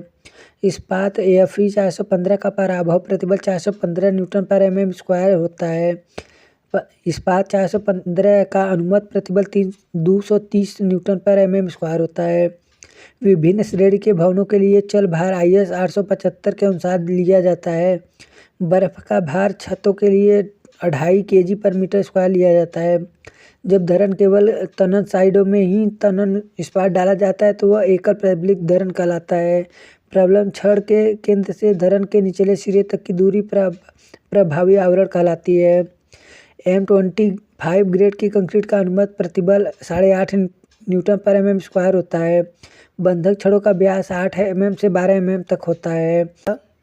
ग्रेनाइट पत्थर का सामर्थ्य 700 से 1300 kg/cm² होता है। कठोर चट्टान की सुरक्षित धारण क्षमता 250 टन/m² लिया जाता है। कारखाने में गैंट्री क्रेन बैठाने के लिए ग्रिलेज नींव का प्रयोग किया जाता है। जब नदी में पुल बनाते हैं तो कूप नींव का प्रयोग करते हैं। काली मिट्टी की सुरक्षित धारण क्षमता 5 से 7.5 टन/m² होता है। नींव के लिए सबसे उपयुक्त मृदा काली मृदा होती है। पत्थर की चिनाई दीवार की न्यूनतम मोटाई 30 सेंटीमीटर होती है। जब ईंट की चिनाई दीवार में करते हैं तो फ्राग ऊपर की ओर होता है। स्ट्रेचर चाल सबसे सामान्यतः आधी ईंट दीवार में प्रयोग की जाती है। दीवार के सामने की तरफ सामान्यतः प्रथम श्रेणी की ईंट लगाते हैं। प्रबलित दीवार की मोटाई न्यूनतम 10 सेंटीमीटर होती है। आवासीय भवनों में DPC कुर्सी तल पर दिया जाता है। दरवाजे के पल्ले लगे अवयव को रेल कहते हैं। आवासीय भवनों में निम्नतम 0.75 मीटर चौड़ा दरवाजा होना चाहिए। वातानुकूलित कमरे में घूड़ी दरवाजा प्रयोग किया जाता है। ढालू छतों में जो खिड़की दिया जाता है उसे बहिर्गत खिड़की कहते हैं। सबसे ऊपर डाट के मध्य जो पत्थर लगाया जाता है उसे चाबी यानी की स्टोन कहते हैं। सोपान के नीचे नीचे वाले भाग को सोफिट कहते हैं। सीढ़ी के अग्र भाग को राइजर कहते हैं। सीढ़ी के स्टेप में क्षैतिज भाग को ट्रेड कहते हैं।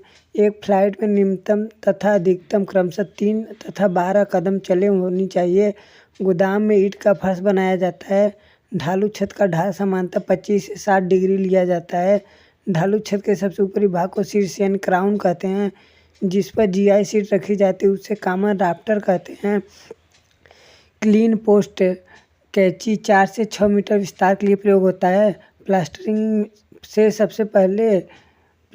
से पहले दीवार में गड्ढे भरने की क्रिया को डविंग आउट कहते हैं।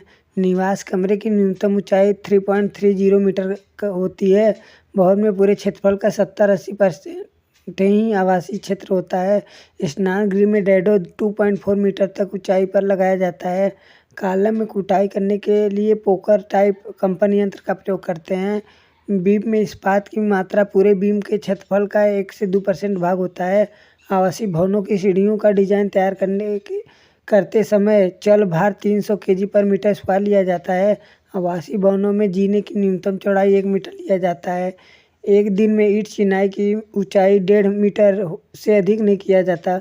प्लास्टर करने से पहले उस आधार सतह गड्ढों को भरना समतल करने को डबिंग कहते हैं। प्लास्टर सतह पर चिनाई के जोड़ को दर्शाने को ग्रीनिंग कहते हैं। ईंट या पत्थर की एक क्षैतिज तह को रद्दा कहते हैं। किसी ईंट या पत्थर की लंबाई का फलक जब दीवार अथवा कार के समांतर रखा जाता है तो उसे स्ट्रेचर कहते हैं। ईंट की ऊपरी सतह जिस पर डिबरी या गड्ढे बने होते हैं उसे फ्राग या दिल्ला कहते हैं। अग्निशमन के लिए पानी की आपूर्ति दर ज्ञात करने के लिए कुचलिंग सूत्र सर्वाधिक प्रयोग किया जाता है। कुचलिंग सूत्र Q = 31/80√P होता है। सामान्यतः जल आपूर्ति निर्माण की आयु 25 से 30 वर्ष लिया जाता है। किसी नए नगर की जल आपूर्ति का योजना बनाते समय मास्टर प्लान विधि अपनाई जाती है। अपवाह जल ज्ञात करने के लिए रीव का सूत्र Q = CA⁴ प्रयोग करते हैं। कोटा जलकूप से केवल एक ही जलधारी परत से पानी निकाला जा सकता है। झिर्रीदार पाइप के बाहरी तरफ बजरी भरने को सराउंडिंग कहा जाता है। दाब गेज सामान्यतः चूसर तथा प्रदाय पाइपों पर लगाया जाता है। पाइप द्वारा निःसरण ज्ञात करने के लिए सूत्र πd² V/4 का प्रयोग किया जाता है। स्वच्छ पेयजल का ताप 10 से 15 डिग्री सेंटीग्रेड के मध्य होता है। कुलाइडी अशुद्धियों का माप 10⁻³ mm से 10⁻⁻6 mm के मध्य होता है। आते हैं नेक्स्ट पॉइंट की तरफ। इम्पोर्टेंट पॉइंट, पानी में घुली अशुद्धियों की सांद्रता को ppm में मापा जाता है। 1 ppm का मान 0.0001% के बराबर होता है। 1 mg/लीटर का मान 1 ppm के बराबर होता है। 1 ग्राम सिलिका को 1 लीटर आशुद्ध जल में मिला देने पर जितना गंधलापन प्राप्त होता है वह उसका गंधलापन कहलाता है। घरेलू प्रयोग के लिए पानी का गंधलापन 10 ppm से अधिक नहीं होना चाहिए। पानी का गंधलापन क्षेत्र में अविलता छड़ यानी टर्बिडिटी रॉड से और प्रयोगशाला में जैक्सन टर्बिडिटी द्वारा ज्ञात करते हैं।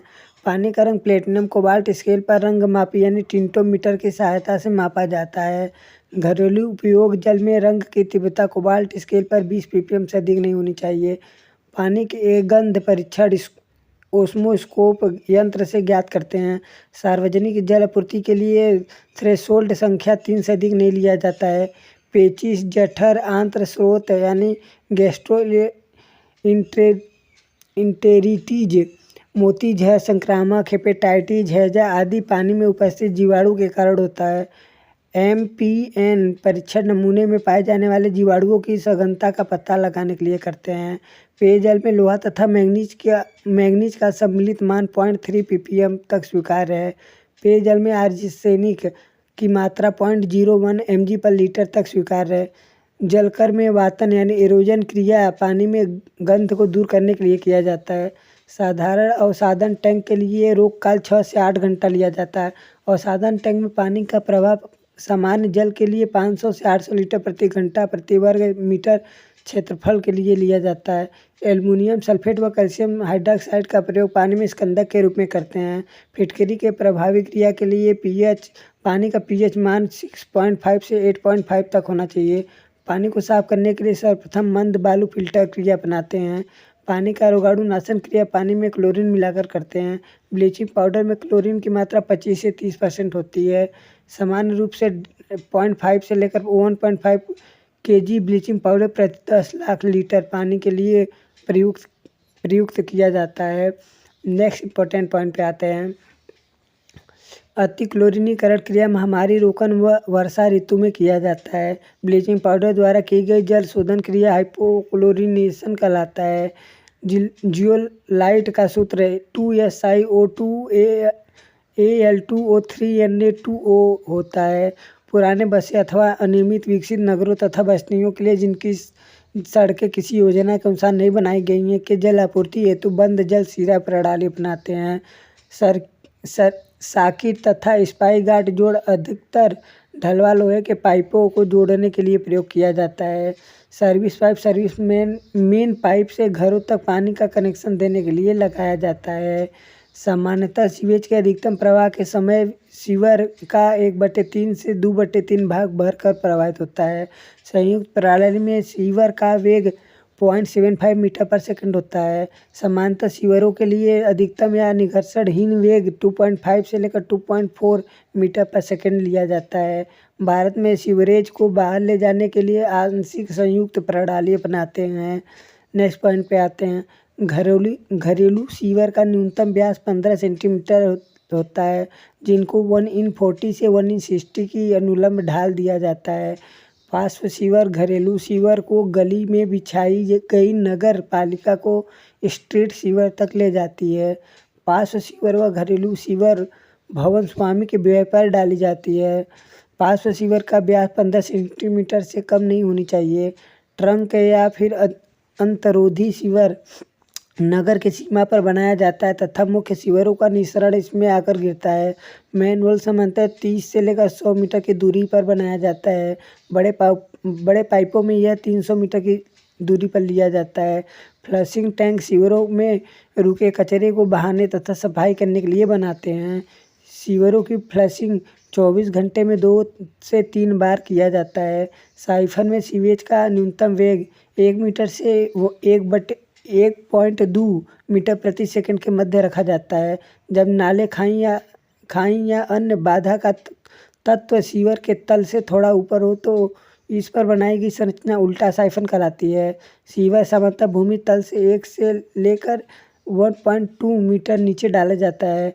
सामान्य स्थिति में सीवेज की मात्रा 150 लीटर प्रति व्यक्ति प्रतिदिन लिया जाता है। नगर पालिका के सीवर का व्यास 15 सेंटीमीटर से कम नहीं होना चाहिए। जब दो सीवरों के मिलन तल से 60 सेंटीमीटर से अधिक का अंतर होता है तो उसे ड्रॉप मैनहोल बनाया जाता है। सीवर डालने बिछाने कार्य अंतिम छोर से प्रारंभ करके प्रारंभिक सिरे की ओर ले जाता है। सीवर बिछाने का कार्य थियोडालाइट द्वारा करते हैं। सीवर लाइन की ढाल GTS बेंचमार्क की सहायता से किया जाता है। ट्रैप दूषित पानी व वाहित मल को बाहर निकलने देता है परंतु गैस को अंदर आने से रोकता है। पेयजल में बी कोली की मात्रा का पता लगाने के लिए जैव परीक्षण किया जाता है। सामान्यतः नदी के पानी में 8 ppm और समुद्र के पानी में 6 से 7 ppm ऑक्सीजन पाई जाती है। सीवेज में प्राथमिक उपचार में सर्वप्रथम छन्नीकरण की क्रिया अपनाते हैं। पेयजल में फिनैलिक यौगिक की मात्रा 0.001 ppm से अधिक नहीं होनी चाहिए।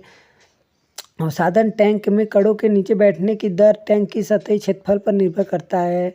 मंद रेत फिल्टर का शोधन काल 2 से 3 महीने तक लिया जाता है। मंद रेत फिल्टर में प्रयुक्त कण का प्रभावी माप 0.25 से 0.35 mm के मध्य होता है। स्कंदन टैंक में अवक्षेपण काल साधारणतः 2 से 6 घंटे तक के लिए लिया जाता है। सीवरेज प्रणाली का विकल्पन 25 वर्ष के लिए किया जाता है। नेक्स्ट पॉइंट, ड्रॉप मैनहोल सामान्यतः पहाड़ी सड़कों में दिया जाता है। सल्फाइड निघर्षण प्रतिरोध लेड सीवर में होता है। सीवर को उठाने के लिए अपकेंद्री पंप का प्रयोग किया जाता है। सीवेज में प्रति लीटर 500 से 1000 mg ठोस पदार्थ होता है। सीवेज का BOD 5 दिन तक लिया जाता है। सादा अवसादी टैंक का रोक काल 6 से 8 घंटा तक लिया जाता है। अवसादन टैंक की अधिकतम गहराई 3.5 मीटर होता है। सीवेज उपचार प्लांट के ग्रीट चैम्बर में रोक काल 1 मिनट रखा जाता है। आते हैं नेक्स्ट पॉइंट की तरफ। इम्पोर्टेंट पॉइंट, सेप्टिक टैंक से डाइजेस्ट स्लज को 3 वर्ष बाद निकाला जाता है। सीवेज उपचार के लिए फेरिक क्लोराइड स्कंदक प्रयोग नहीं किया जाता। क्षारीय पहचान के समय स्लज का पीएच 7 से अधिक होता है।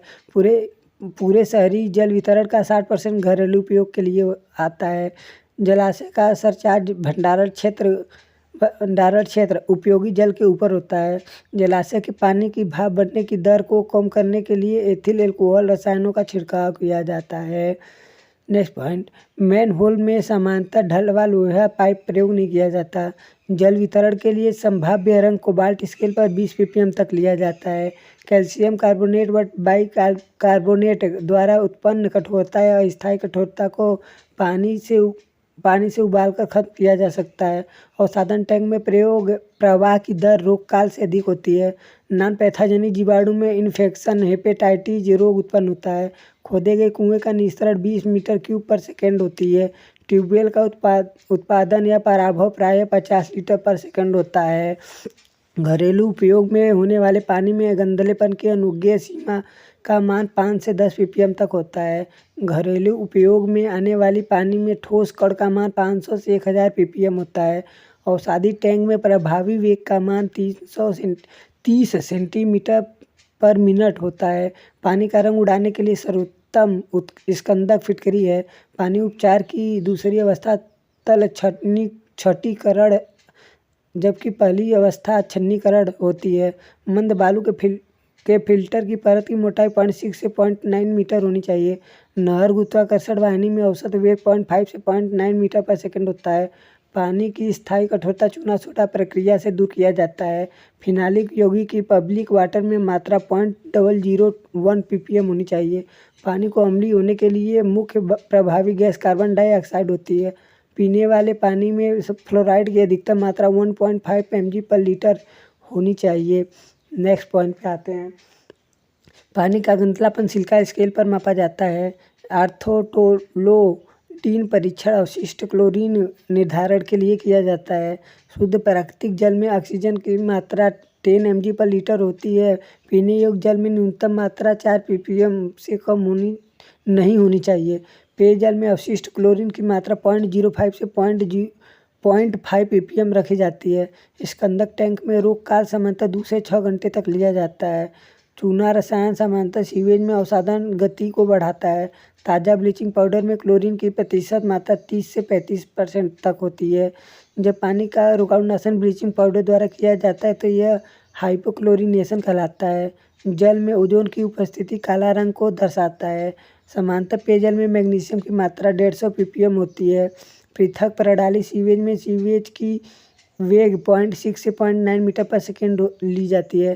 पृथक प्रणाली में सीवर की दक्षता शुष्क ऋतु प्रवाह का 3 से 6 गुना अधिक लिया जाता है।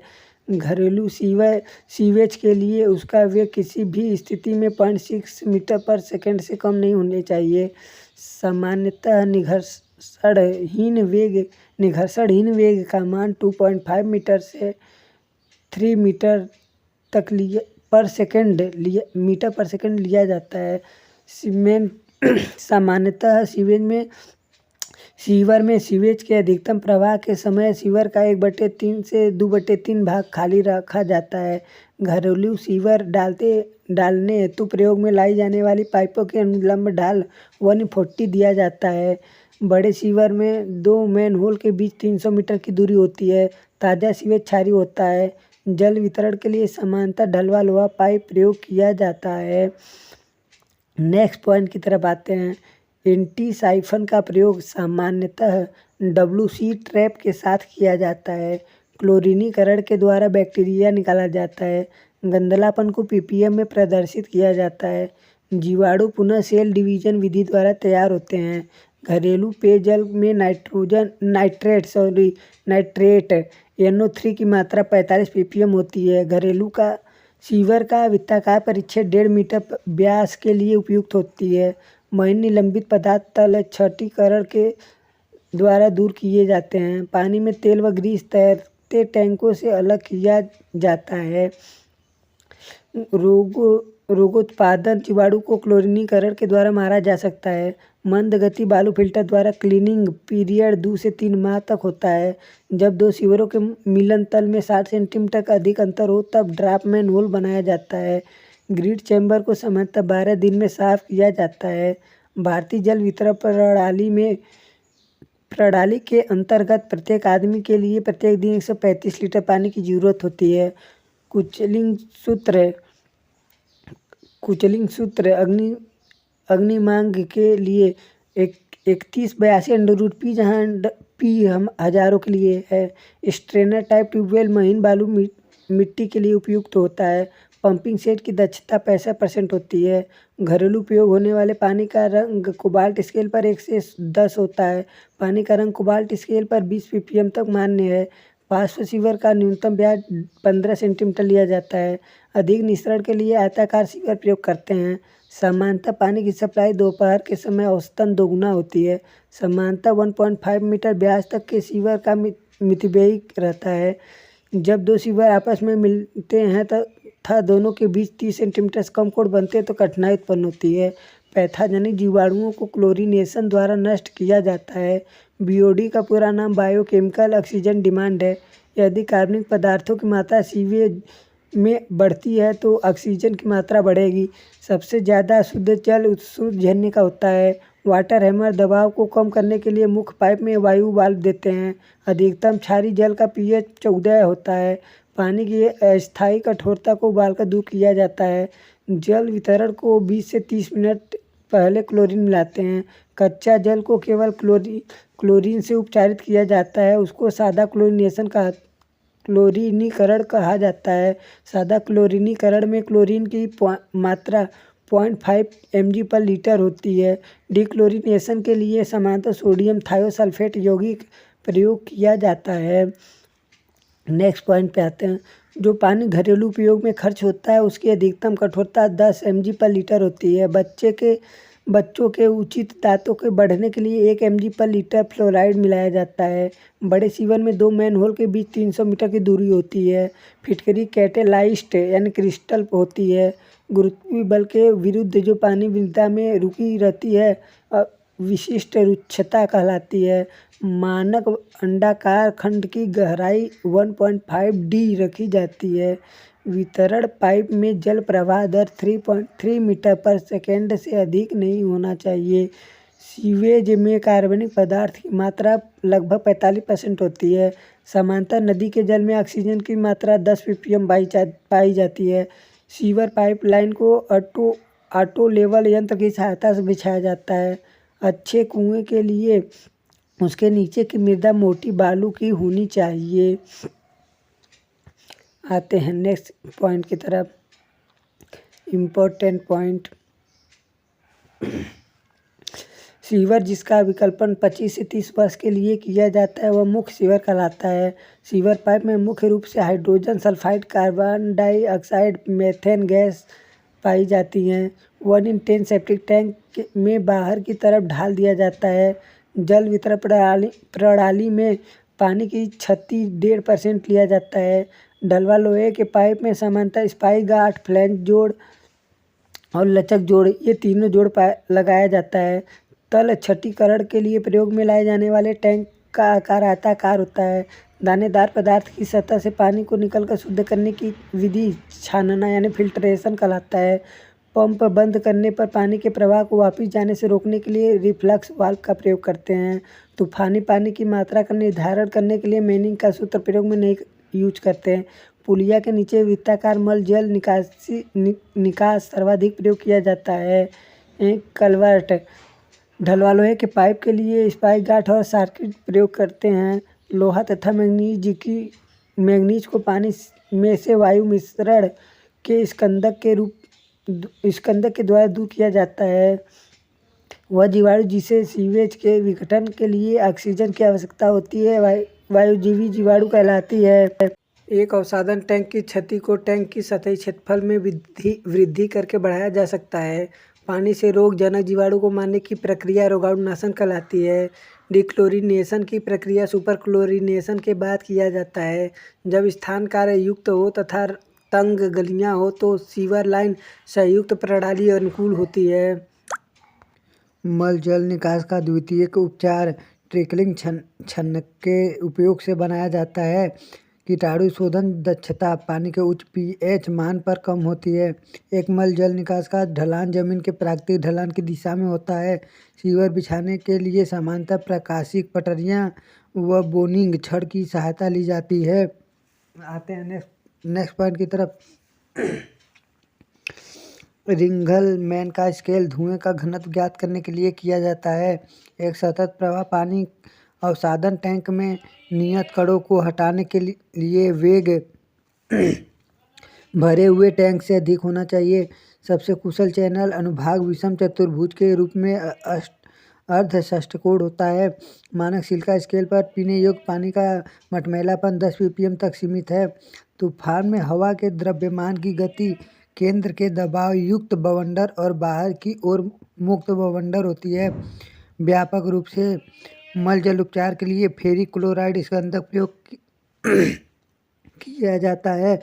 बड़े शहरों में सीवेज का निपटान विलयन में किया जाता है। सीवेज के प्रवाह की दर आमतौर पर प्रति व्यक्ति 150 लीटर लिया जाता है। पूर्ण रूप से शोधित अवमल जो मल जल उपचार टैंक से बाहर प्रवाहित होता है बहिस्रावी धारा कहलाता है। सीवर की लंबाई तथा पूर्ण रूप से भरे हुए प्रवाह के वेग का अनुपात प्रवाह का समय कहलाता है। किसी जैविक प्रदूषण का उच्च COD एवं BOD अनुपात प्रदूषण के निम्न जैविक कारक को दर्शाता है। मल जल के प्राथमिक उपचार में एक मलबे का टैंक दिया जाता है जिससे गाद यानी ग्रिड से हटाया जाता है। स्लज आयतन के अनुपात को स्लज की प्रतिशत मात्रा तथा निलंबित ठोस कणों के प्रतिशत मान द्वारा परिभाषित किया जाता है।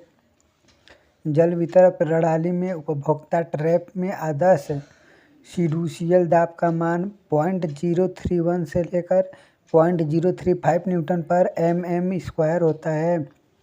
प्रवाहित धाराओं का स्वशुद्धिकरण तनुकरण अवक्षेपण और ऑक्सीकरण के कारण से हो सकता है। प्रवाह के न्यूनतम प्रति घंटा की दर से सीवेज का सामान्यतः विकल्पन किया जाता है ताकि वह स्वयं सफाई वेग प्राप्त कर सके। वह उपयंत्र जिसकी सहायता से पानी को निकाला जाता है इन टैंक कहलाता है। संचय सीवर में आउटफॉल सीवर सीवेज को इकट्ठा करके संयंत्र तक पहुंचाता है। वह ट्रैप जो पानी के पाइप के बंद सिरे पर लगाया जाता है वृत्ताकार ट्रैप कहलाता है। मध्यम श्रेणी के कस्बों में जल वितरण के लिए प्रतिदिन मांग गुणांक का मान 1.5 होता है। क्लोरीनीकरण में भंजक बिंदु क्लोरीनीकरण बिंदु से पहले की क्लोरीनीकरण पश्च क्लोरीनीकरण कहलाती है। वर्षा आरंभ होने के पश्चात वर्षा जल को सीवर पाइप तक पहुंचाने में लगा समय सांद्रण काल कहलाता है। स्वशोधी वेग का मान कम व्यास के पाइप के लिए अधिक होता है। पानी में निलंबित कड़ी पदार्थ का स्वशोधी वेग 1 मीटर पर सेकंड होता है। महीन बालू एवं मृत्तिका का स्वशोधी वेग 0.15 मीटर पर सेकंड होता है। 30 सेंटीमीटर या कम व्यास के पाइप के लिए वह 1 मीटर पर सेकंड स्वशोधी वेग होता है। 60 सेंटीमीटर से अधिक व्यास के पाइप के लिए 0.60 मीटर पर सेकंड स्वशोधी वेग होता है। सीवर पाइप का व्यास 100 mm होती है तो उसका ढलान 1 in 60 दिया जाता है। सीवर पाइप का व्यास जब 150 mm होता है तब ढलान 1 in 100 दिया जाता है। स्वच्छता सीवेज तथा वर्षा जल संयुक्त रूप से प्रवाहित करने वाले सीवर संयुक्त सीवर कहलाते हैं। सीवर पाइप पृथक पाइप प्रणाली के लिए सीमित सीवेज प्रवाह के लिए अधिक उपयुक्त होता है। वृत्ताकार सीवर सीवेज में उपस्थित ऑक्सीजन की मात्रा क्लिंकर विधि द्वारा ज्ञात की जाती है। 1 मीटर क्यूब गीली कंक्रीट तैयार करने के लिए 1.52 घन मीटर सूखी सामग्री यानी सीमेंट बालू व गिट्टी की आवश्यकता होती है। प्रति वर्ग मीटर ईंट के फर्श में चपटी ईंटों की संख्या 38 होती है। प्रति वर्ग मीटर ईंट के फर्श में खड़ी ईंटों की संख्या 57 होती है। पुरानी सतहों पर प्रति वर्ग मीटर एक कोट सफेदी के लिए अनबुझे चूने की मात्रा 0.15 kg की आवश्यकता पड़ती है। पुराने कार्यों पर प्रति वर्ग मीटर एक कोट पेंट के लिए 0.054 लीटर पेंट की आवश्यकता पड़ती है व 2 कोट पेंट के लिए 0.098 लीटर तैयार पेंट की आवश्यकता पड़ती है। पिटवा लोहे का भार 7700 kg पर मीटर क्यूब होता है, जबकि इस्पात का भार 7850 kg मीटर क्यूब होता है। 1 सेंटीमीटर का मान 0.3937 इंच के बराबर होता है, जबकि 1 इंच का मान 25.4 माप के बराबर होता है। प्रबलित ईंट चिनाई का भार 1850 से 2000 kg पर घन मीटर होता है। बालू को मापने के लिए 30 × 30 × 38 सेंटीमीटर माप का बॉक्स बनाते हैं। बालू का सूक्ष्मता मापांक 2 से लेकर 3.5 तक लिया जाता है। किसी संपत्ति की सभी स्रोतों से प्राप्त कुल आय, जिसमें से कोई वैध खर्चा या प्रबंध व्यय नहीं घटाया गया हो, उसे संपत्ति का सकल आय यानी ग्रॉस इनकम कहते हैं। सकल आय से वास्तविक खर्चे को घटाने के बाद शेष आय शुद्ध आय यानी नेट इनकम कहलाता है। किसी संपत्ति की लाभकारी आयु के अंत पर जो उसका खड़ी स्थिति में मूल्य रह जाता है, वह कबाड़ मूल्य यानी सेवलेज वैल्यू कहलाता है। किसी भवन को गिराने पर उससे प्राप्त मलबे के विक्रय मूल्य को मलबे का मूल्य यानी स्क्रैप वैल्यू कहते हैं। किसी भवन के मलबे का मूल्य इसकी निर्माण लागत का 10% तक लिया जाता है। सामान्यतः भवन के वार्षिक किराए का 10 से 15% भाग मरम्मत पर खर्च किया जाता है तथा इसे कुल निर्माण लागत का 1% से 1.5% लिया जाता है। चिनाई व कंक्रीट से बने भवनों की लाभकारी आयु 60 से 80 वर्ष लिया जाता है। शोधन निधि की वार्षिक किस्त ज्ञात करने का सूत्र यस बराबर यस आई अपन कोष्टक में 1 + n⁻n फिर -1 होता है। वह धनराशि जिसको किसी निर्धारित ब्याज दर पर ज्ञात अथवा अज्ञात विधि तक निवेश करने पर प्रति वर्ष 1 रुपया आय शुद्ध आय प्राप्त हो, वर्षाधार कहलाती है। कालम पर टिकी छत, जीना के ऊपर मटी, लिफ्ट का कुआं व चौकी, मशीन कक्ष तथा पोर्च जिस पर प्रास स्लैब न हो इत्यादि कुर्सी क्षेत्रफल में शामिल किए जाते हैं। बालकनी, कार्निस, वास्तुकला के बैंड, प्रास स्लैब वाली पोर्च, सर्पिल जीना, नाच घरों के आगे बढ़ा हुआ फर्श इत्यादि कुर्सी क्षेत्रफल की गणना में शामिल नहीं किया जाता है। कुर्सी क्षेत्रफल से चारों दीवारों का क्षेत्रफल घटाने पर शेष फर्श का क्षेत्रफल माना जाता है। दरवाजे के देहल, कमरों में बनी चिमनी, अलमारी आदि का द्वारा घेरा भाग फर्श क्षेत्रफल में जोड़ा नहीं जाता है। आयताकार भवन की अपेक्षा वर्गाकार भवन 15% से 20% सस्ता पड़ता है।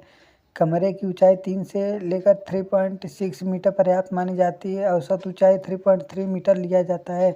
कमरे का उजालापन बढ़ाने के लिए नारंगी और हल्का पीला रंग मिलाकर सफ़ेदी की जाती है। किसी प्लाट का आच्छादित क्षेत्रफल यानी कवर्ड एरिया प्लाट के क्षेत्रफल का 60% तथा बड़े प्लाट के लिए 40% तक रखा जाता है। बेडरूम के कमरे का दरी क्षेत्रफल 9.5 मीटर स्क्वायर से कम तथा न्यूनतम चौड़ाई 2.4 मीटर से कम नहीं होनी चाहिए। जीने का शीर्षांतर 2.10 मीटर से कम नहीं होना चाहिए। मुख्य कमरों का कुर्सी तल समान भूमि तल से 45 सेंटीमीटर से कम नहीं होना चाहिए। 1 लाख से लेकर 5 लाख रुपए तक के सभी निर्माण कार्य लघु कार्य की श्रेणी में आते हैं यानी माइनर वर्क में आते हैं। 5 लाख रुपए से अधिक लागत वाले कार्य मुख्य कार्य की श्रेणी में आते हैं यानी मेजर वर्क कहलाते हैं। 1 लाख रुपए से कम लागत वाले कार्य छोटे मोटे या खुदरा कार्य यानी पेट्री वर्क की श्रेणी में आते हैं। जब निर्माण कार्य की मूल लागत एस्टिमेट लागत का 5% से अधिक बढ़ जाता है तो संभावना या फिर बढ़ने की संभावना हो तो संशोधित एस्टिमेट बनाया जाता है। आकस्मिक व्यय सामान्यतः प्राक्कलन की राशि का 3% से 5% लिया जाता है। नींव में कंक्रीट की मोटाई सामान्यतः 40 सेंटीमीटर डाला जाता है। सील रोक रद्दा के लिए 1:2:4 अनुपात का मिश्रण यानी M15 का प्रयोग करते हैं। चिनाई कार्यों में 0.1 वर्ग मीटर खाली स्थानों के लिए कटौती नहीं की जाती है। प्रबलित ईंट स्लैब के ऊपर 2.5 से लेकर 4 सेंटीमीटर मोटा फर्श का समापन किया जाता है। प्लास्टर तथा टिप कार्य के लिए 0.5 वर्ग मीटर के खुले कार्य के लिए कटौती नहीं की जाती है। सामान्यतः दीवार की चिनाई के आयतन में निकटतम 0.01 मीटर क्यूब तक लिया जाता है। 1 मीट्रिक टन में सामान्यतः 20 बोरी सीमेंट आता है। सीढ़ियों का पहला स्टेप भूमि तल से 5 सेंटीमीटर नीचे बनाई जाती है। दर विश्लेषण में ठेकेदार का उचित लाभांश 10% लिया जाता है। ईंट, चिनाई, चूना या सीमेंट मसाले के नींव और कुर्सी में एक मिस्त्री एक दिन में 1.25 मीटर क्यूब चिनाई करता है। आधी ईंट दीवार में एक राजमिस्त्री एक दिन में 5 वर्ग मीटर चिनाई करता है। 12 mm मोटा प्लास्टर एक राजमिस्त्री एक दिन में 8 वर्ग मीटर करता है। एक मजदूर एक दिन में साधारणतया मिट्टी की खुदाई 3 मीटर क्यूब करता है। दर विश्लेषण करने के बाद पानी के खर्च के लिए 1.5 से 2% अलग से जोड़ा जाता है। 1 घन मीटर ईंट चिनाई के लिए परंपरागत ईंटों की संख्या मानक ईंट के बराबर लिया जाता है। मिट्टी की 30 सेंटीमीटर तक की खुदाई सतही खुदाई कहलाती है। भारतीय मानक के अनुसार मापन का क्रम लंबाई, चौड़ाई तथा ऊंचाई में लिया जाता है। भवन के रखरखाव के लिए पूरे बजट का 5 से 10% लिया जाता है।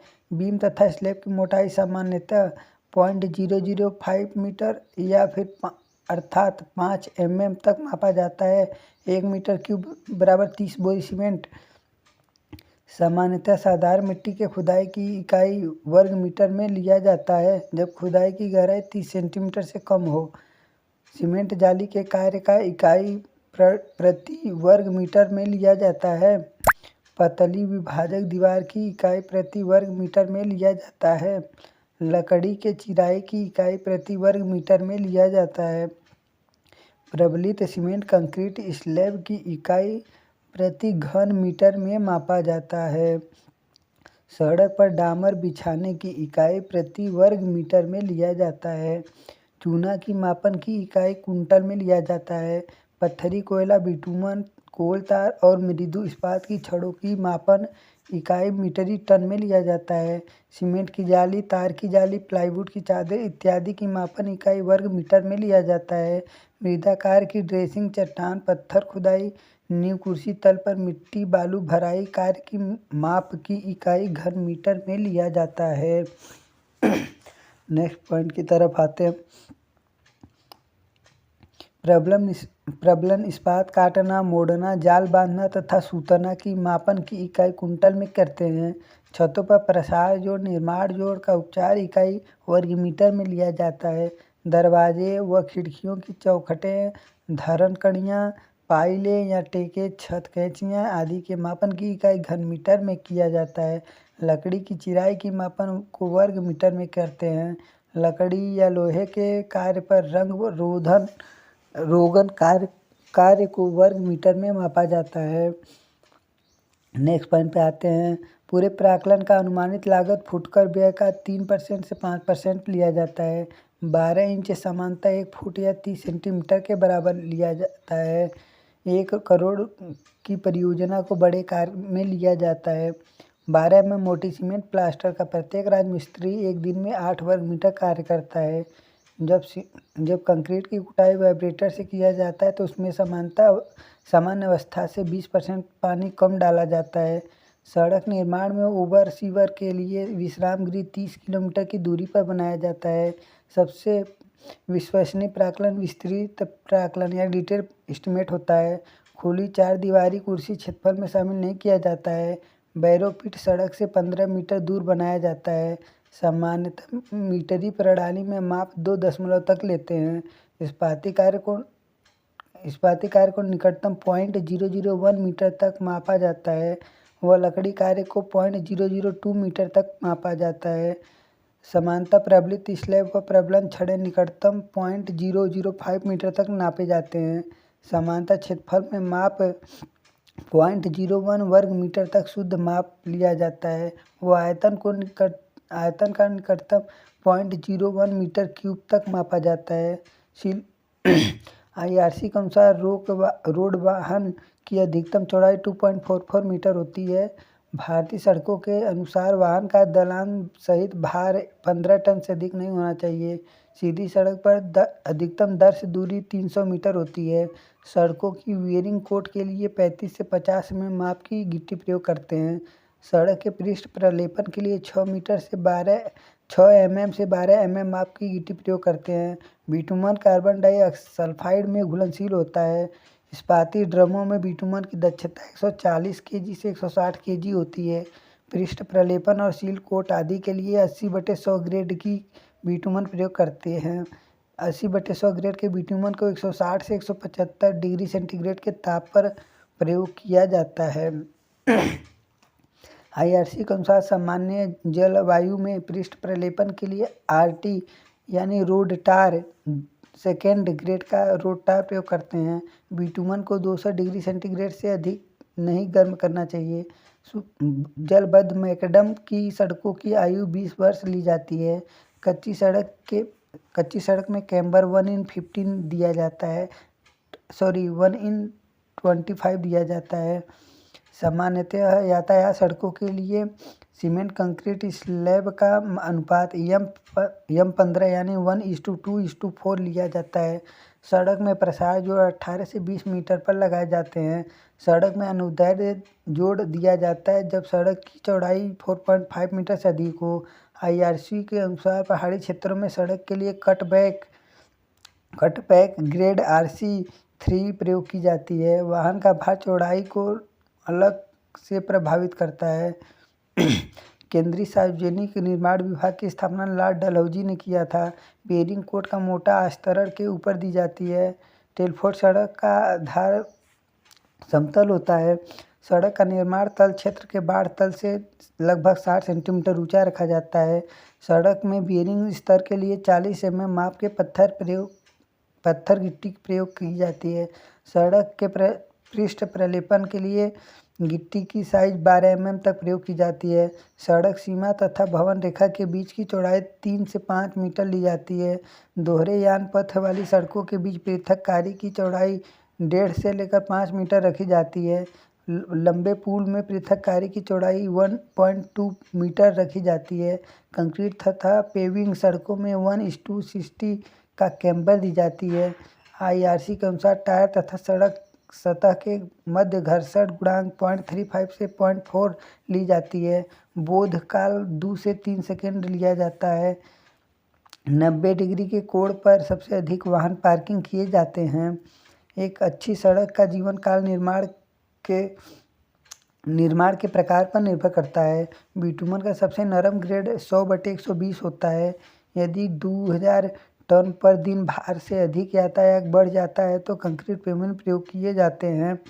सबसे अधिक ढाल असाधारण ढाल होता है। ग्राउटिंग के लिए RT यानी रोड टार 5 का प्रयोग करते हैं।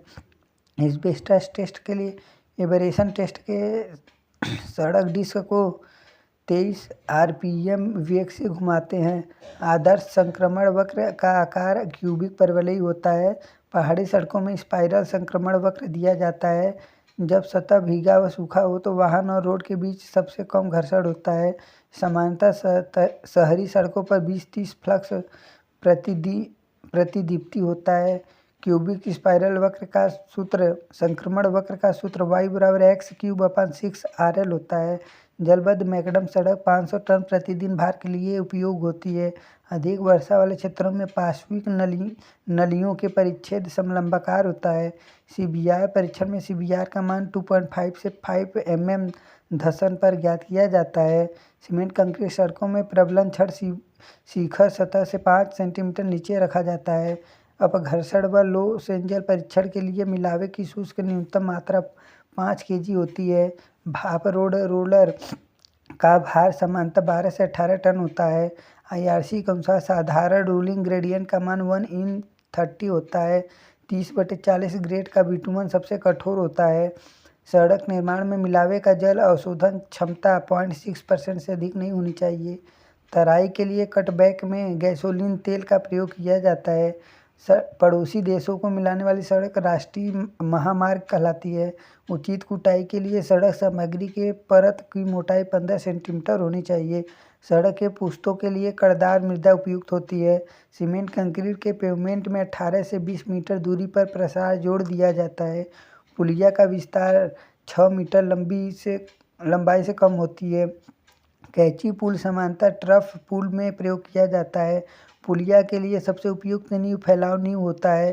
पुलों में अंत के आलम्ब को अंत्याधार कहते हैं।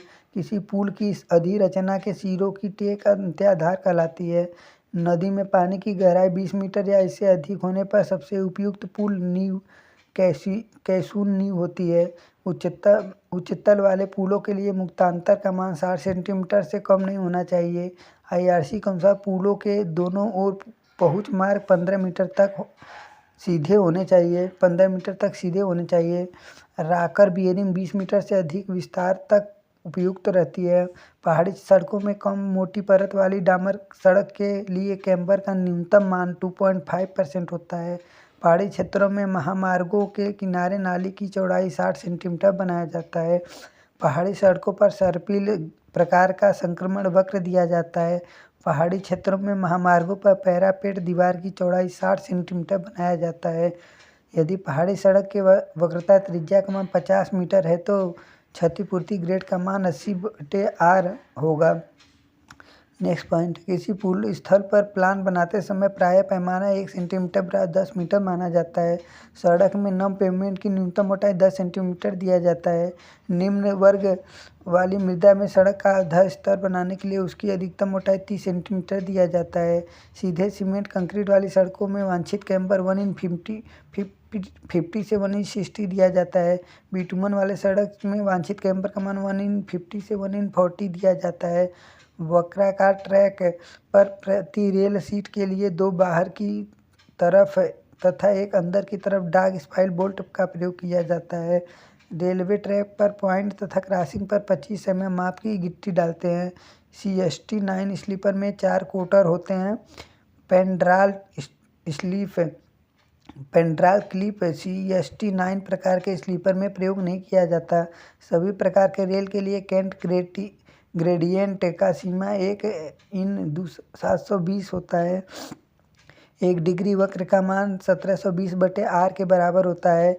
इसे 30/D से ज्ञात करते हैं। यदि सड़क के मोड़ पर संक्रमण के साथ सीधे कोण दिया जाए तो अधिकतम ध्रुवण कोण का मान 15 डिग्री होगा। लेमनी स्केट संक्रमण वक्र ध्रुवण के विक्षेप कोण के साथ दिया जाता है।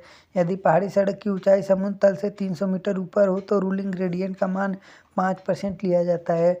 बर्फीले स्थानों पर वायुत्थान का मान 10% से अधिक नहीं दिया जाना चाहिए।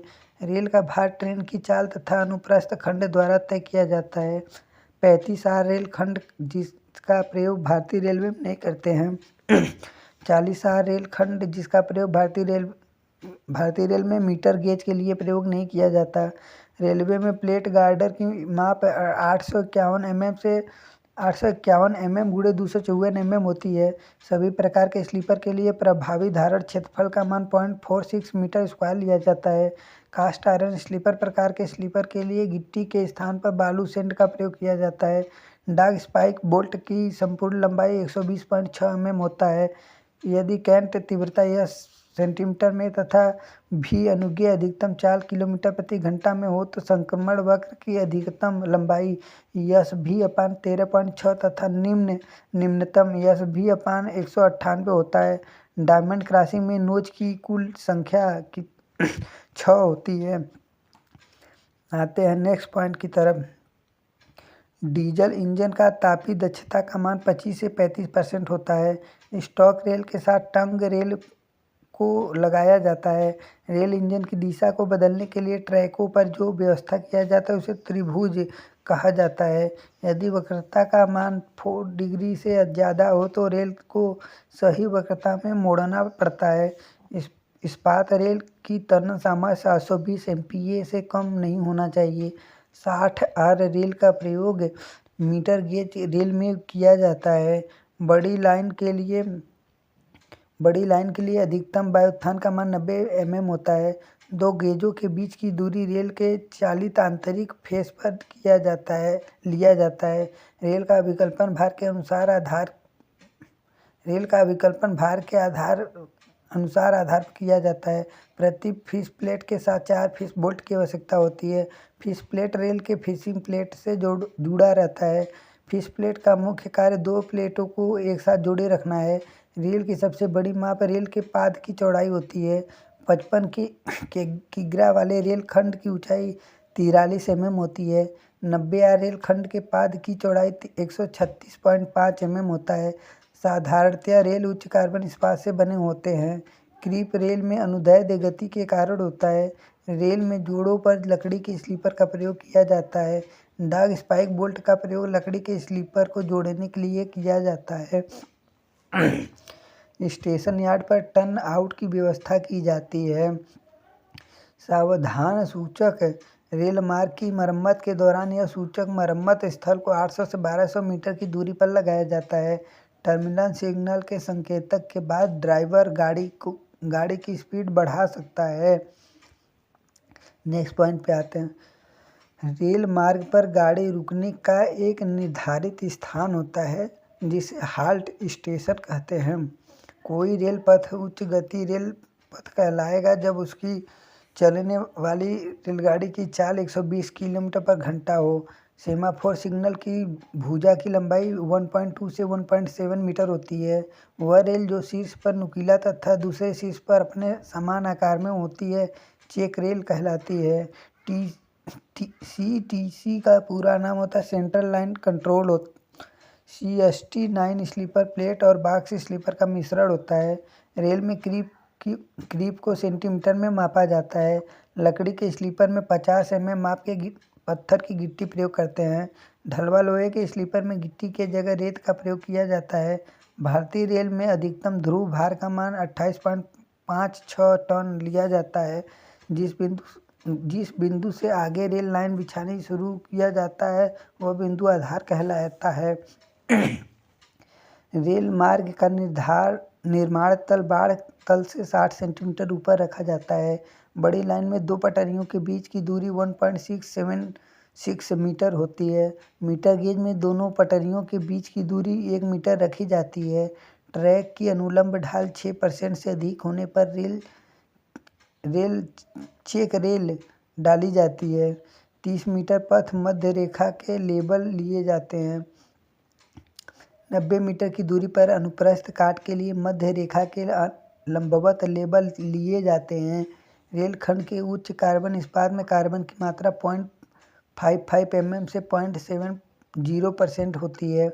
वर्तमान समय में भारतीय रेलवे में वक्र स्विच यानी कर्व स्विच प्रकार का स्विच रेल प्रयोग किया जाता है। चौड़े तली वाले स्लीपर के लिए अधिकतम 50 mm माप की गिट्टी प्रयोग की जाती है। स्टेशन यार्ड के लिए ग्रेडियंट का न्यूनतम माप 0 होता है। आते हैं नेक्स्ट पॉइंट पे। भारतीय रेलवे में चपटे पाद वाली रेल प्रयोग किया जाता है।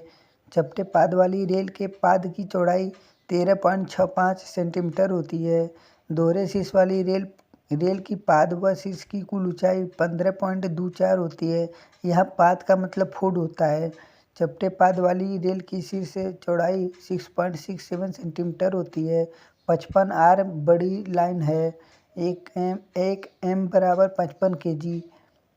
भारत में सब बड़ी रेल की अधिकतम लंबाई 12.80 मीटर होती है। भारत में मीटर लाइन की मानक लंबाई 11.89 मीटर होता है। रेल के इस्पात का प्रसार गुणांक 11×10⁻⁻6 डिग्री सेंटीग्रेड होता है। भारतीय रेल में प्रसार जोड़ की चौड़ाई 1.5 से 3 होती है। रेल पथ का सबसे कमजोर भाग जोड़ होता है। जोड़ पर ट्रैक की सामर्थ्य 50% होती है। भारतीय रेल में अधिकतम ताप वेल्डिंग की विधियां अपनाते हैं। पहाड़ियों की पार्श्विक गति को रोकने के लिए इसमें रिम को ढाल 20:1 दी जाती है। घिसी हुई रेल का भार 10% कम होने पर रेल पथ से निकाल दी जाती है। मानक रेल पथ के विसर्पण का मान कहीं भी 15 सेंटीमीटर से अधिक नहीं होनी चाहिए। कंक्रीट स्लीपर का भार 215 kg के लगभग होता है। किसी बड़े पुल की अधर संरचना के लिए कुआं नींव यानी वेल फाउंडेशन उचित होती है। RCC पुल में टी धरण बनाते समय सबसे पहले फार्म वर्क बनाते हैं। लकड़ी के पुल का जीवन काल 10 से 15 वर्ष होता है।